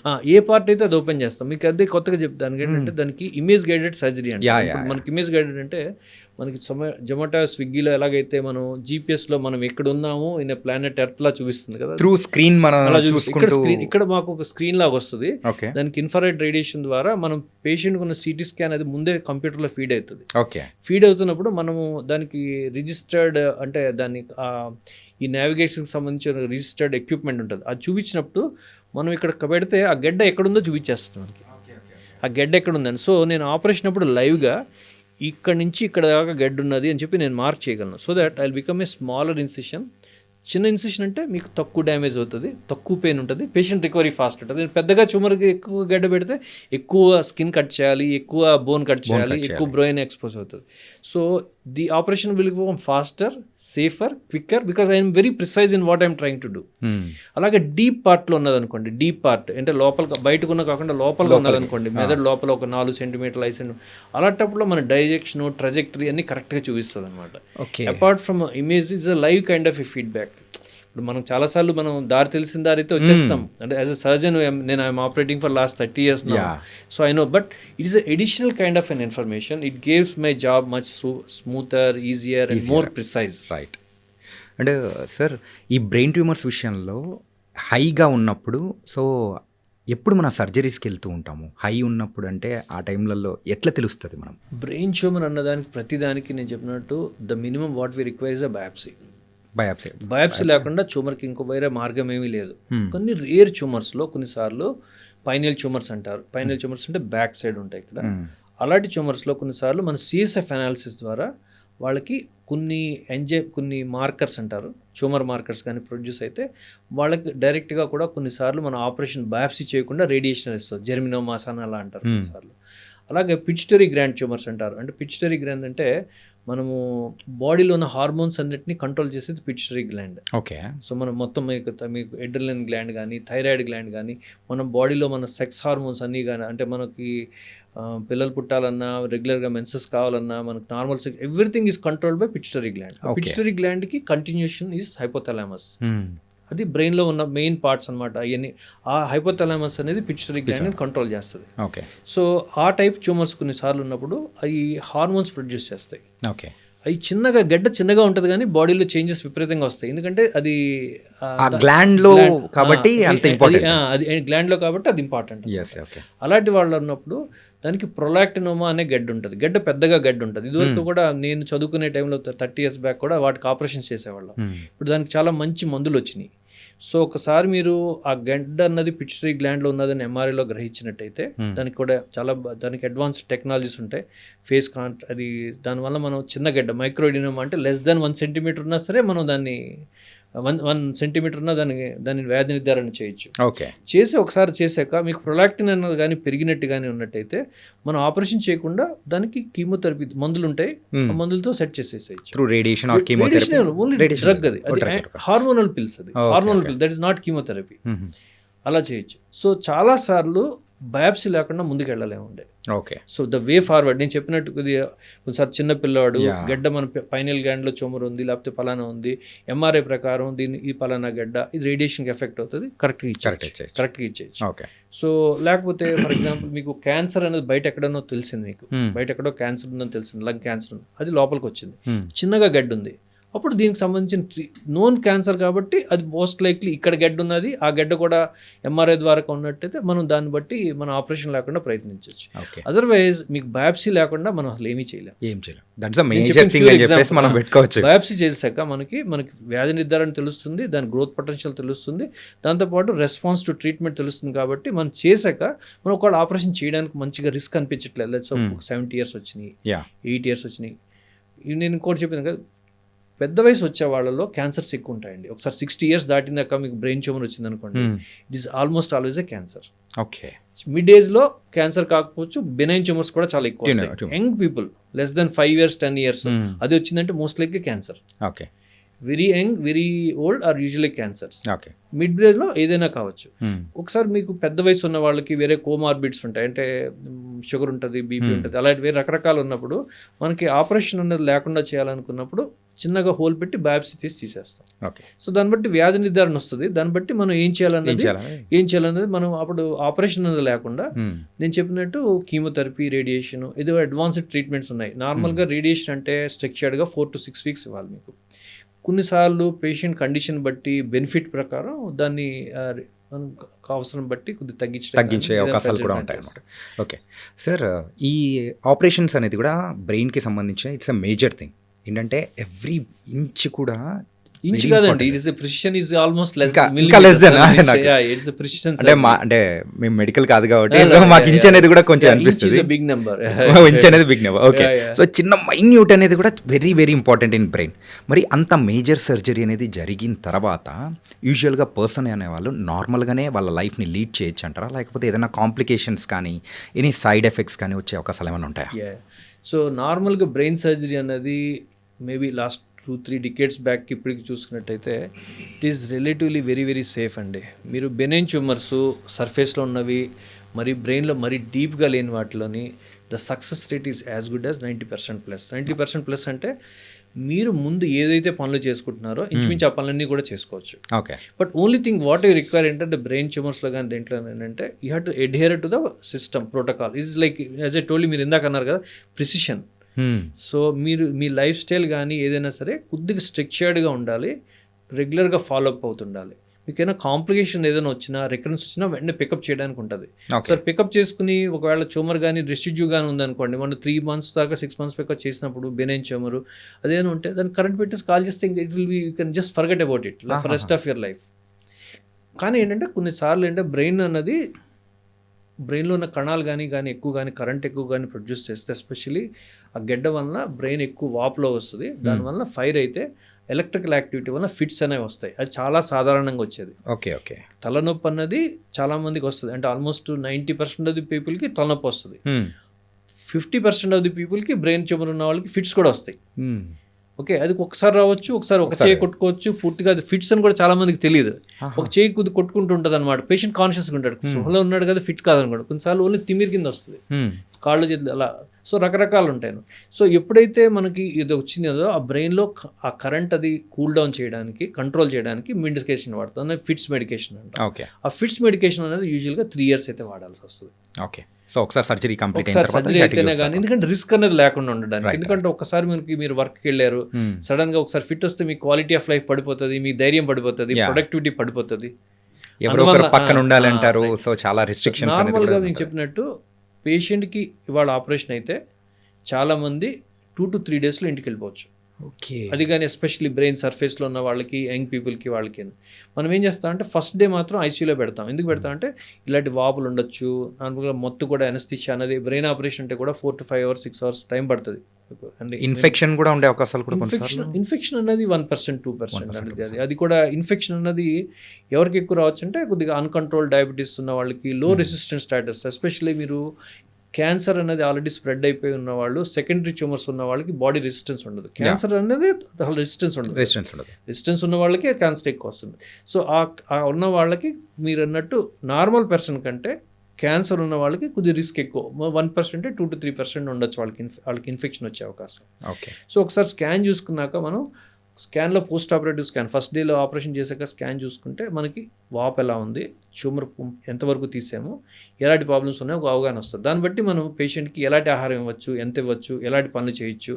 అంటే ఆపరేషన్ తర్వాత మనం బాగా చూసుకోవాల్సింది మనం ఎలాంటి డైట్ ఇవ్వగలం, ఏంటి పనులు చేయించవచ్చు, ఎలా చేయించవచ్చు, ఎన్ని రోజులు ఉన్నారో తెలుస్తుంది. పేషెంట్కి ఉన్న కంఫర్ట్ బట్టి ఒకసారి ఆయన వాష్రూమ్కి ఆయన ఇండిపెండెంట్గా వెళ్ళి ఆయన ఆహారం ఆయన తీసుకోగలిగితే that is the time when we can slowly taper off the medications. ముందు ఇంజెక్షన్స్ ఇస్తాం ఆ ఫిట్స్ రాకుండా. నొప్పి అన్నది కొద్దిగా ఉంటుంది కదండి, బ్రెయిన్ ఆపరేషన్ అంటే కొద్దిగా నొప్పి ఉంటుంది. దానికి సంబంధించిన మెడికేషన్స్ అన్ని ట్యాబ్లెట్ ఫామ్స్లో 3 daysలోనో 4 daysలో కన్వర్ట్ చేసేసి వాళ్ళకి ఇస్తాం. న్యూట్రిషన్ అనేది కూడా చాలా చాలా ఇంపార్టెంట్. ఫుడ్ విషయం గురించి అడుగుదాం అనుకున్నాను. న్యూట్రిషన్ అనేది కూడా చాలా చాలా ఇంపార్టెంట్. ఎందుకంటే న్యూట్రిషన్ అనేది మనం డైట్ అనేది బాగా ఉంటే మన వూండ్ హీలింగ్ బాగా ఉంటుంది. ఓకే. మనకి రెసిస్టెన్స్ బాగా ఉంటుంది. సో ఎస్పెషల్లీ అది లేకుండా ఉన్నప్పుడు మనకి ఎస్పెషల్లీ క్యాన్సర్ అనే దాంట్లో ఉన్నప్పుడు మనకి బాడీలో కూడా ఆ ఫైటింగ్ స్పిరిట్ రావాలి. ఓన్లీ మందులే రావాలి, ఓన్లీ కీమోథెరపీ చేయాలి అన్నది సరిపోదు కదా, రేడియేషన్ ఇవ్వాలి. సో మనం కూడా మన ఎఫర్ట్ మనకు వరకు మన పాజిటివ్ యాటిట్యూడ్, మీ దాంతోపాటు మంచి డైట్ అవన్నీ తీసుకున్నట్టయితే డెఫినెట్గా అది దట్ విల్ ఆల్సో హెల్ప్. కానీ ఏంటంటే చాలామందికి బ్రెయిన్లో వాపులు ఉండడం వలన ఒకసారి తలనొప్పి వస్తాయి, వాంతులు వస్తాయి. కాబట్టి ఆ డైట్ అనేది స్ట్రక్చర్డ్గా కొద్దిగా వాళ్ళకి ఉన్నదాని ప్రకారం డైటీషియన్ కంట్రోల్ ప్రకారం నార్మల్గా మనం ఒక 1 gram per kg body weight protein ఉండాలి. Protein body building especially. But brain surgery, brain issues are hyper catabolic. అంటే వాళ్ళకి నార్మల్ కావాల్సిన కంటే ప్రోటీన్ కంటెంట్ ఎక్కువ కావాలి, ఎనర్జీ లెవెల్స్ కూడా ఎక్కువ కావాలి. సో మనం తీసుకునే కెపాసిటీ తక్కువ ఉంటుంది ఫస్ట్ ఫ్యూ డేస్లో. బికాస్ క్యాన్సర్లో కూడా one of the things is it reduces your body's appetite. Appetite తగ్గిపోతుంది, మనకి బ్రెయిన్లో కొద్దిగా వాప్ వల్ల కొద్దిగా వామిటింగ్ సెన్సేషన్ ఉంటుంది. So you have to encourage them to choose something and sit with the dietitian, all the options. వాళ్ళకున్న డైటరీ ప్రిఫరెన్సెస్ ప్రకారం, వాళ్ళకున్న ఫుడ్ ప్రకారం హై ప్రోటీన్ డైట్ ఎలా తీసుకోవాలి, వాళ్ళకి నచ్చింది ఎలా తీసుకోవాలని నెమ్మదిగా గైడ్ చేస్తాం. ఓకే. మీరు చెప్పిన దానికి ఏంటంటే ఒకటి ఎంతమందికి చేయగలిగితే ఇది నేను చెప్పినట్టు 90% or 80 to 90% ఆఫ్ పీపుల్కి ఇది చెప్పినట్టు జరుగుతుంది. ఎవరికైతే డీప్గా ట్యూమర్ ఉంటుందో వాళ్ళకి ఆపరేషన్ తర్వాత కొద్దిగా వాపులు ఉన్నాయో వాళ్ళు they may stay for 5 days or 7 days based upon this particular thing. Okay. వాళ్ళకి ఆపరేషన్ ముందే కానీ మీ కాళ్ళలో చేతిలో బలం తక్కువ ఉంది అనుకోండి, లెట్స్ సపోజ్ కాళ్ళలో చేతిలో, Yeah. సో అది వెంటనే we cannot expect everybody to get better immediately. Miracle కావాలని అనుకోరు కదా. చాలా మంది కొంతవరకు ఇంప్రూవ్ అవుతుంటాయి, ఓకే. కొంతవరకు అలాగే మాట లేదనుకోండి, వాళ్ళకి మాట లేని వాళ్ళకి వెంటనే రాదు కదా, మెదడులో వాపు వలన కొన్నిసార్లు నెమ్మదిగా మాట వస్తుంది. అప్పటి వరకు మనం స్పీచ్ థెరపీ చేయడము, వాళ్ళకి బాడీ ఫ్యామిలీ కౌన్సిలర్స్ ద్వారా సపోర్ట్ చేయడము, వాళ్ళకి గైడ్ చేస్తాం. అంటే మన ఈ టైం ఫ్రేమ్లో మీకు ఈ టైంలో మీకు మెరుగవుతుంది, ఈ టైంలో మనకు వస్తుంది. యా. సో అది నెమ్మదిగా మనకి గైడ్ చేసినట్టయితే వాళ్ళకి హోలిస్టిక్ కేర్, అంటే మనకి ఏంటి the purpose of the entire process is to integrate them back to the society, back to their work or anything. Young people చిన్నపిల్లలు ఉంటారు, లేకపోతే లైక్ 20s 30s ఉన్న వాళ్ళు, ఎస్పెషల్లీ ప్రొఫెషనల్గా చేసేవాళ్ళు, వాళ్ళు 2-3 weeks తర్వాత కూడా వాళ్ళ జాబ్ని కొద్దిగా స్లోగా స్టార్ట్ చేసి చేసుకోవచ్చు. ఏంటంటే ఆ ఏజ్ ఎక్కువ ఉన్నప్పుడు కష్టం ఉంటుంది, కొంచెం కష్టంగా ఉంటుంది. ఎవరైతే యంగ్ ఉంటారో వాళ్ళ దగ్గర రెసిస్టెన్స్ కూడా ఎక్కువ ఉంటుంది కాబట్టి determine to go back. No, you don't need to prepare them for return to work. First thing is వాళ్ళని ముందు ప్లానింగ్ చేయాలి. రిటర్న్ టు వర్క్ అన్నది ఒక ప్లాన్ చేయాలి వాళ్ళకి. వాళ్ళకి ఒక మెంటల్గా మీరు ప్రిపేర్ చేసి నువ్వు ఇలా చేయాలని చెప్పాలి. తర్వాత ఒకదాన్ని ఫేజ్డ్ వైజే పెంచాలి, స్టేజ్ వైజ్. అంటే లెట్ సపోజ్ మీరు పార్ట్ టైం, మీరు ఈ ఎంప్లాయర్తో కొద్దిగా పర్మిషన్స్ కానీ ప్రివిలేజెస్ కానీ ఎక్స్క్యూజెస్ కానీ అడిగి మీరు ఇనీషియల్గా ఆయన ఫ్యూ అవర్స్ వస్తారు, నెమ్మదిగా ఆయనకి మోర్ అండ్ మోర్ టాస్క్ ఇప్పించాలి అని చెప్పి. ఎందుకంటే మెయిన్ ఇంకో ఇంపార్టెంట్ పార్ట్ అంటే ఫిట్స్ వస్తే మన సొసైటీ రెగ్యులేషన్ ప్రకారం you are not safe to yourself or to others also to drive. చాలా మంది డ్రైవింగ్ లేకుండా మీరు ఎలా చేయగలుగుతారు అంటే ఫిట్స్కి సంబంధించిన మందుల వల్ల కూడా మొత్తం వస్తుంది. సో మీ యాక్టివిటీ, రిటర్న్ టు యాక్టివిటీ చూసుకోవాలనుకుంటే ability to drive, ability to move, అది కూడా చాలా ఇంపార్టెంట్ పార్ట్ అది. సో చాలా రోజులు వాళ్ళని కొన్ని రోజుల వరకు నెమ్మదిగా వర్క్ని పెంచడం, వీలైతే they need a ride sharing or somebody to help them in their work to take them back. ఒకసారి నెమ్మదిగా ఉన్నప్పుడు somebody accompany and let them drive once that is been there, they don't have fits. నార్మల్గా western వరల్డ్లోనైతే మీరు చాలా కంట్రీస్లో ఒక 2 years వరకు మీకు డ్రైవింగ్ లైసెన్స్ తీసేస్తారు అఫీషియల్గా. ఇట్ ఈస్ లైక్ మీరు physician has to report it like he has been like, మీకు ఆటోమేటిక్గా ఎవ్రీథింగ్ ఈజ్ సెంట్రలైజ్డ్ సిస్టమ్ కాబట్టి మనంత మానిటరింగ్ లేదు. ఇండియాలో కూడా అంత రిజిడ్ గైడ్ లైన్స్ లేవు driving. But is always safe for the people and this people, because ఆ మందుల వల్ల కూడా మీకు మత్తు వస్తుంది. ఎస్పెషల్లీ 2-3 రకాల మందులు వాడారు అనుకోండి ఫిట్స్కి, ఒకసారి కంట్రోల్ కాకపోతే 2-3 మందులు వాడతారు, వాళ్ళలో ఇంకా మొత్తం ఎక్కువ ఉంటుంది. ఆ మొత్తం అనేది నెమ్మదిగా తగ్గుతుంది, ఎందుకంటే టాలరెన్స్ వస్తుంది. మీరు ఆల్కహాల్ తీసుకున్నారు, ఫస్ట్ కొద్దిగా డోస్కి ఎఫెక్ట్ వస్తుంది, అలాగా మందుకు కూడా టాలరెన్స్ వస్తుంది. ఆ టాలరెన్స్ అనేది యూజువల్గా 2 to 3 monthsలో ఆ సైడ్ ఎఫెక్ట్ అంటే నిద్రపోవడం కానీ, ఆ గిడ్డినెస్ ఫీలింగ్ కానీ తగ్గిపోతుంది. అప్పుడు then you can increase your physical activity better. మీ పెర్ఫార్మ్ ఎస్పెషల్లీ మీరు ఐటీ ఎంప్లాయీస్ అలాంటి అనుకోండి, వాళ్ళకి మెంటల్గా కొద్దిగా షార్ప్గా ఉండాలి కదా, అలా యాక్టివ్గా లేని వాళ్ళకి కొద్దిగా కష్టం అవుతుంది. సింపుల్గా చెప్పాలంటే ఒక చిన్న పిల్ల వాళ్ళను మనం చూసుకుంటున్నట్టే వాళ్ళకి కూడా ఒక టాస్క్స్ ఇచ్చి మెల్లగా పెంచుకుంటూ ఎగ్జాక్ట్లీ. సో ఆ function brain you have to give some time for the brain to heal. అది కూడా నార్మల్గా చెప్పాలంటే, గ్రాస్గా చెప్పాలంటే ఒక 2 to 3 months is a reasonable time for them to expect and get back to their work. Benign tumours their quality of life should be as good. Malignant tumour again you has to రెగ్యులర్గా follow up కావాలి. రెగ్యులర్గా follow కాకపోతే మీకు మళ్ళీ recurrence వచ్చినా ఏమైనా తెలియదు. కామన్గా రికరెన్స్ సిమ్టమ్స్ కూడా మళ్ళీ ప్రైమరీ లాగా ఉంటాయి. తలనొప్పి మళ్ళీ రావడం, కాళ్ళలో చేతిలో బలం తగ్గడం, మెంటల్గా స్లోయింగ్ అవ్వడం, మాట కొద్దిగా స్లోగా అవ్వడం కానీ, లేకపోతే చాలాసారి మతి మరుపు రావడం కానీ, చూపు కొద్దిగా సన్నగిల్లడం కానీ, అలాంటివన్నీ రెగ్యులర్గా ఉంటాయి. Okay sir, out of curiosity, so neuro surgeon crack చేశారంటే so it was not an small thing అంటూ ఉంటారు. సో ఎన్ని సంవత్సరాలు కష్టపడ్డారు as a neuro surgeon? Neuro surgeon to be a neuro surgeon at least అంటే మీ ఎంబీబీఎస్ జాయిన్ అయ్యి, ఎంబీబీఎస్ అనేది రఫ్లీ 5.5 years 6 years పడుతుంది. తర్వాత మీరు 3 years ఎంఎస్ చేయాలి, తర్వాత నెక్స్ట్ 3 years, అంటే రఫ్లీ it be around 12 to 13 years to become that. దాని తర్వాత నవే డేస్ ఇప్పుడు ఓన్లీ న్యూరో సర్జరీ అంటే సరిపోదు, you have to specialise yourself in one part of neuro surgery. Like neuro oncology అంటే బ్రెయిన్ ట్యూమర్స్ అంటారు, spine అని కానీ, లేకపోతే ఫంక్షనల్ న్యూరో సర్జరీ అని కానీ, అలా డిఫరెంట్ కైండ్స్ ఆఫ్ స్పెషాలిటీస్ ఉంటాయి.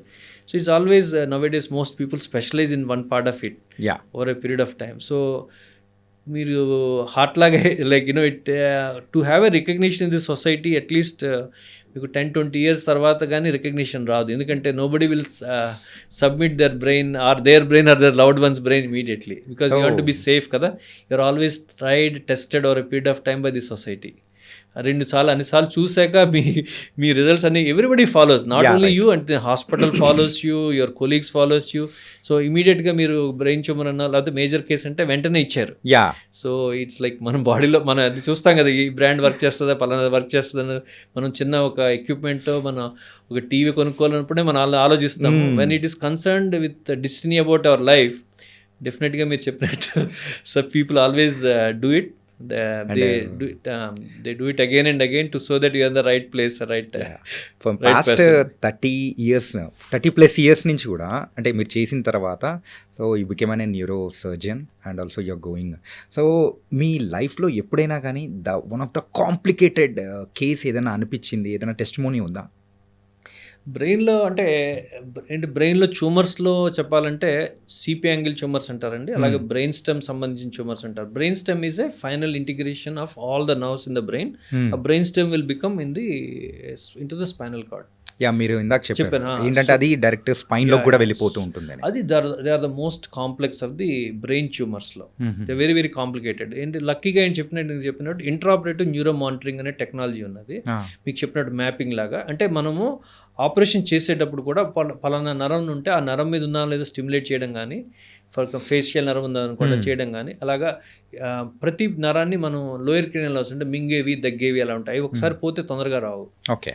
సో మనము కొత్తగా వచ్చిన టెక్నాలజీ నేను చెప్పలేదు యాక్చువల్గా. న్యూరో మానిటరింగ్ అంటే ఏంటంటే మనకు లైవ్గా ఆ నర్వ్ ఫంక్షన్ చేస్తుందో లేదో మనకు తెలుస్తుంది. మన ఆపరేషన్ పేషెంట్ రికవర్ అయ్యేగా చూసాకంటే ఒక లైవ్గా మనం నార్మల్గా ఒక ఎలక్ట్రికల్ యాక్టివిటీ ఉన్నదంటే దాని వేవ్ ఫార్మ్స్ చూస్తాం, వెలాసిటీ, లేటెన్సీ, యాంప్లిట్యూడ్ అలాగా. సో మనం కంప్లీట్గా దాన్ని లైవ్ రికార్డింగ్ చేస్తాం అనమాట. ఓకే. లైవ్ రికార్డింగ్ చేసినప్పుడు మనకి it improves hour safety.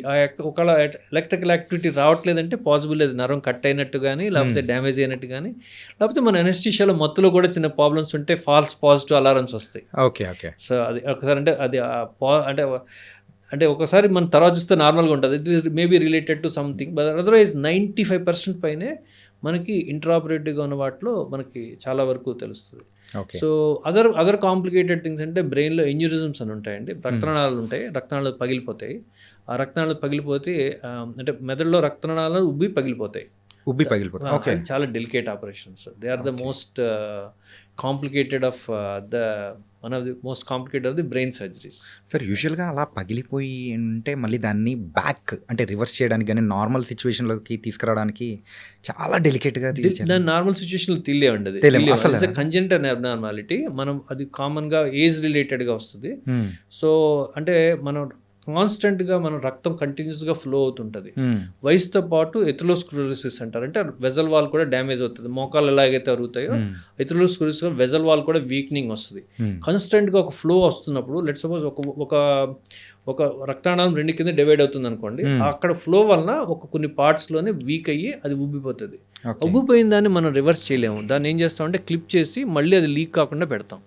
It is a cure for the people. So దానివల్ల మీకు దానికి దానికి ఛాలెంజ్ ఏంటంటే రక్తనాళాలు ఏవైతే ఉన్నాయో మెదడులో రక్తనాళాలు, మీరు హార్ట్ ఆపరేషన్ చేసినట్టయితే ఆ రక్తనాళాలన్నీ కూడా మీకు 2 మిల్లీమీటర్లు, 3 మిల్లీమీటర్లు, 4 మిల్లీమీటర్లు ఉంటాయి. ఈ 0.2 మిల్లీమీటర్స్ అలా ఉంటాయి అన్నమాట. చిన్న చిన్న రక్తనాళాలు, దాన్ని అవి చాలా చాలా చాలా చాలా ఫైన్ వెజల్స్. ఆ వెజల్స్ అన్నింటినీ కాపాడాలి. ఓకే. అది కాపాడడం అనేది చాలా కష్టం. It takes a time taking, very very strenuous thing. అంటే again as I tell you, it is like an intense, highly focused kind of a work lasting for around 4 to 5 hours or longer also, very many 4 to 5 hours. అంటే మీరు ఇప్పటి వరకు చేసిన సర్జరీస్లలో మీ whole కెరియర్లో so longest duration surgery time ఎంత sir? 11-12 hours పడుతుంది అండి. 11-12 hours పడుతుంది. ఎస్పెషల్లీ మీకు సిపి యాంగిల్ ట్యూమర్స్ అనేవన్నీ చెప్పాను కదా, లోపల ఉన్నది, ఇక్కడ గడ్డలు ఉన్నాయి, ఎకోస్టిక్ న్యూరోమాస్ అంటే మనం వాటిలో కానీ ఈ మళ్ళీ ఎన్యూరిజమ్స్లో కానీ కాంప్లికేటెడ్గా ఉంటాయి. ఎందుకంటే మనం here the important is time అనేది ఇంపార్టెంట్ పార్ట్, బట్ దాంతోపాటు safety, completeness is also very important. నేను ఏదో ఫాస్ట్గా చేశాను, ఏదో ఫాస్ట్ సర్జన్ అనేది ఇంపార్టెంట్ కాదు. Whether how good a work you have done అన్నది important, very important. So aneurysms అన్నవి కానీ ఈ బ్రెయిన్ ట్యూమర్స్లో స్కల్ బేస్డ్ ట్యూమర్స్ ఉన్నాయి కానీ they are the biggest things for challenging for everybody. So that is the only challenge that takes you to do more and more. Yeah. అంటే ఇలా challenge చేసే అంటే మెయిన్గా ఆ పార్ట్కి సంబంధించిన ఛాలెంజింగ్ అనిపించింది కాబట్టి so now you can say that one. Yeah sir one last question sir. యూజువల్గా మేము బయట ఉన్న వాళ్ళం, మాకు తెలియదు కాబట్టి అడుగుతున్నాము క్యూరియస్గా. ఒక సర్జరీ, బ్రెయిన్ సర్జరీ జరిగేటప్పుడు యూజువల్గా అక్కడ అంటే ఆపరేషన్ థియేటర్లో కానీ అక్కడ ఎంతమంది ఉంటారు? ఓ చాలా మంది ఉంటారండి. అసలు యాక్చువల్గా అలా ఉండకూడదేమో కూడా కానీ. సో ఇప్పుడు ఏంటంటే, ఇప్పుడు మోస్ట్ ప్లేసెస్లో సర్జన్కి ఒక అసిస్టెంట్ ఉంటారు. ఒకసారి చాలా చోట్ల ఒకసారి there may be a training resident ఉంటుంది. మన హైదరాబాద్లో అట్లీస్ట్ చెప్పాలంటే అట్లీస్ట్ న్యూరో సర్జికల్ ట్రైనింగ్ అనేది ఆల్మోస్ట్ 8 to 9 ప్లేసెస్లో ఉన్నది. So the training for the resident comes with once you learn from your seniors apart from their own reading, no, most of it is like you learn and see, no, you see and learn or anything. So surgery వైపు నుంచి అయితే at least 2-3 neuro surgeons ఉంటారు. Scrub nurse అంటే nurses 2-3 scrub nurses ఉంటారు. అనెస్థిస్ట్ senior అనెస్థిస్ట్ ఉంటారు. వాళ్ళు they may not be stay all the time, but definitely they have a junior colleague. అక్కడే ఉండాలి. ఈ నర్సెస్లో 2 ఉంటారండి. సర్క్యులేటింగ్ నర్స్ అంటే వాళ్ళు తిరుగుతారు. అట్లీస్ట్ 1 సర్క్యులేటింగ్ నర్స్ ఉండాలి ఒక ఆపరేషన్ థియేటర్లో. స్క్రబ్ నర్సెస్ మేజర్ కేసెస్ అయితే 2 స్క్రబ్ నర్సెస్ ఉంటారు. న్యూరో సర్జరీలో రొటీన్గా అయితే 2 స్క్రబ్ నర్సెస్ ఉంటారు. టెక్నీషియన్స్ ఉంటారు. టెక్నీషియన్స్ అంటే మీకు కార్టరీ కనెక్ట్ చేయడము, సక్షన్ కనెక్ట్ చేయడము, అన్ని లైట్స్ చూడడం అంతా కూడా. మీ ఎక్విప్మెంట్స్, డ్రిల్స్, మైక్రోస్కోప్స్, మీకు న్యూరో నావిగేషన్ ఏమైనా పార్ట్స్ అన్ని చేయడానికి వాళ్ళు అంటారు. So these are the basic requirements. Apart from some people very many times you have a audience or a surgeon joining us to see observe from our different parts of the వేరే పార్ట్ నుంచి కానీ, లేకపోతే చాలాసార్లు corporate హాస్పిటల్లో we have some people from Africa and some other countries. They come and stay with us for couple of months. Okay. So these are all people like at least మీరు చెప్పినట్టయితే ఒక 9-10 మెంబర్స్ లేకుండా అసలు మనకి ఆపరేషన్ అన్నది చేయలేం. బేసిక్గా చేయలేం. Because so what I mean is a big teamwork. So everybody has to be on their job to produce the best result. We need the best anesthetist, we need the best nurse who thinks about one step ahead so that the entire procedure goes seamless. As it should like go with as a flow. Just ఫ్రీగా కావాలి అనుకుంటే మనకు కావాల్సింది కూడా how we plan everything is like we almost dot up everything. నాకు ఏం కావాలన్నది ఈ పలానా దానికి ఒక ప్రోటోకాల్లో ఉంటుంది. ఈ ఆపరేషన్కి ఈ కావాలన్న ఆ సెట్ ఓపెన్ అవుతుంది. Make sure that things are been in place. Okay. So it's a process like like మీరు అంటారు కదా, it is a surgical strike or a military drill. It is like both or preparation అనేది కూడా అలాగే ఉంటుంది. దాని తర్వాత it's a precision, completely planned work. It should be same.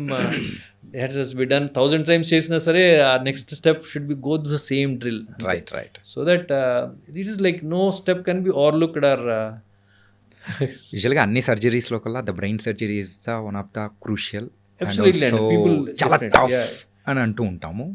So అలాంటి సందర్భాల్లో పేషెంట్స్ని ఎలా ప్రిపేర్ చేస్తారు సార్? ఇది చాలా కాంప్లికేషన్ కష్టమేనండి. బట్ ఏంటంటే మనము what we can talk about is like you should be very very upright about the patients outcomes. Differences ఎందుకు వస్తాయంటే I can promise everything on the moon, again నేను ఏదో ప్రామిస్ చేసేసి ఏదో ఒకలా ఉంటే ప్రాబ్లం వస్తుంది. Now with my experience or what is the literature we know what we can do. So నేను చెప్పినప్పుడు గడ్డ సూపర్ఫిషియల్గా ఉన్నది, పైన ఉన్నది గడ్డ. సో అలాంటి వాటిలో the margin is as good as 90 to 95% unless something unfortunate very happens. So things should be very very complete. So but we supposed to tell and we keep on tell all the patients before surgery all the risk, including risk to life. And we write it in the dotted lines also. And we also do a video counseling with the family, especially with all the closest members of the family. అవి లేకుండా మనం we should not do anything. Because risk అనేది 1% అయినా అవ్వచ్చు, ఎక్కువైనా అవ్వచ్చు. But of late if you really ask me that death and mortality are very uncommon unless something is like little bit close to important blood vessels. మనకు operation ముందు కూడా తెలుస్తుంది ఈ రక్తనాళం ఉన్నది, ఈ రక్తనాళం కానీ కొద్దిగా డ్యామేజ్ అయినా సరే లైఫ్కి రిస్క్ ఉంటుంది అలాగా. ఓకే. సో రిస్క్ అన్నది జీరో అని ఎవరు చెప్పలేరు. Risk can be there can be in spite of my experience I also have some issues where in I burned my fingers or something like that. But with time I think will become more and more refined, more and more focused. నేను ఇప్పటికీ difference ఏంటంటే ఇదివరకు tumour కంప్లీట్గా తీయాలనే concept ఉండేది 20-30 years back. ఇప్పుడు ఆ concept పోయింది. So you has to do a safe maximal resection. ఎంత వీలైతే అంత పేషెంట్ కష్టం లేకుండా తీసి ఆ గడ్డ మిగిలిపోయిందని కరెంట్ పెట్టి కాల్చేయడం. ఈ type of technologies 20-30 years back లేవు. Now we have alternation so that పేషెంట్కి డెత్ అన్నది కాంప్లికేషన్ అనేది తగ్గిపోతుంది. సో ఒక క్వాలిటీ ఆఫ్ లైఫ్ అనేది కూడా ఇప్పుడు Patient ఉంది can get technology. integrated with their job, with their families. They can be productive to themselves. వాళ్ళ పని ఏదైతుందో అన్ని పనులు వాళ్ళు చేసుకోవడానికి అవకాశం. ఇంకోటి అంటే మల్టిపుల్ సిస్టమ్స్, సపోర్ట్ సిస్టమ్స్ కూడా పెరిగినాయి. కౌన్సిలింగ్ అని కానీ, ముందే ప్లానింగ్ అని కానీ, ఇవన్నీ ముందు అంత ప్లానింగ్గా స్ట్రక్చర్డ్గా లేవు. It is a structured programme with most of the places. It was very very nice sir. And ఒకటని కాదు, నా మైండ్లో about the brain tumour and ఇలాంటి దానికి సంబంధించి ఉన్న డౌట్స్ అనేది mostly I posted to you and you also given a lot of valuable answers. Really thank you so much Raju గారు. నిజంగా it was very very nice podcast. And ఎవరికైతే ఆ doubts ఏదైతే ఉన్నాయో ఆ డౌట్స్ అనేది కూడా మ్యాక్సిమం వాష్ అవుట్ అయిపోయేలా చేశారు. Thank you so much. Thank you Chaitanya. Nice, very pleasure and nice talking to you. I think మీది ఏదైనా ఉందో చాలా స్పాంటేనియస్గా మాట్లాడారు. Very nice. I think I love the way you presented the things. Thank you. Hope that I could deliver my the message what is suppose to be. And ఈ పాడ్కాస్ట్తోనే అయిపోయినట్టు లేదు sir, ఇంకా బోల్డ్ అనేది కూడా మనం చేద్దాము. They will learn a lot of sessions. Really thank you so much sir. Very welcome. Have a great day. Thank you.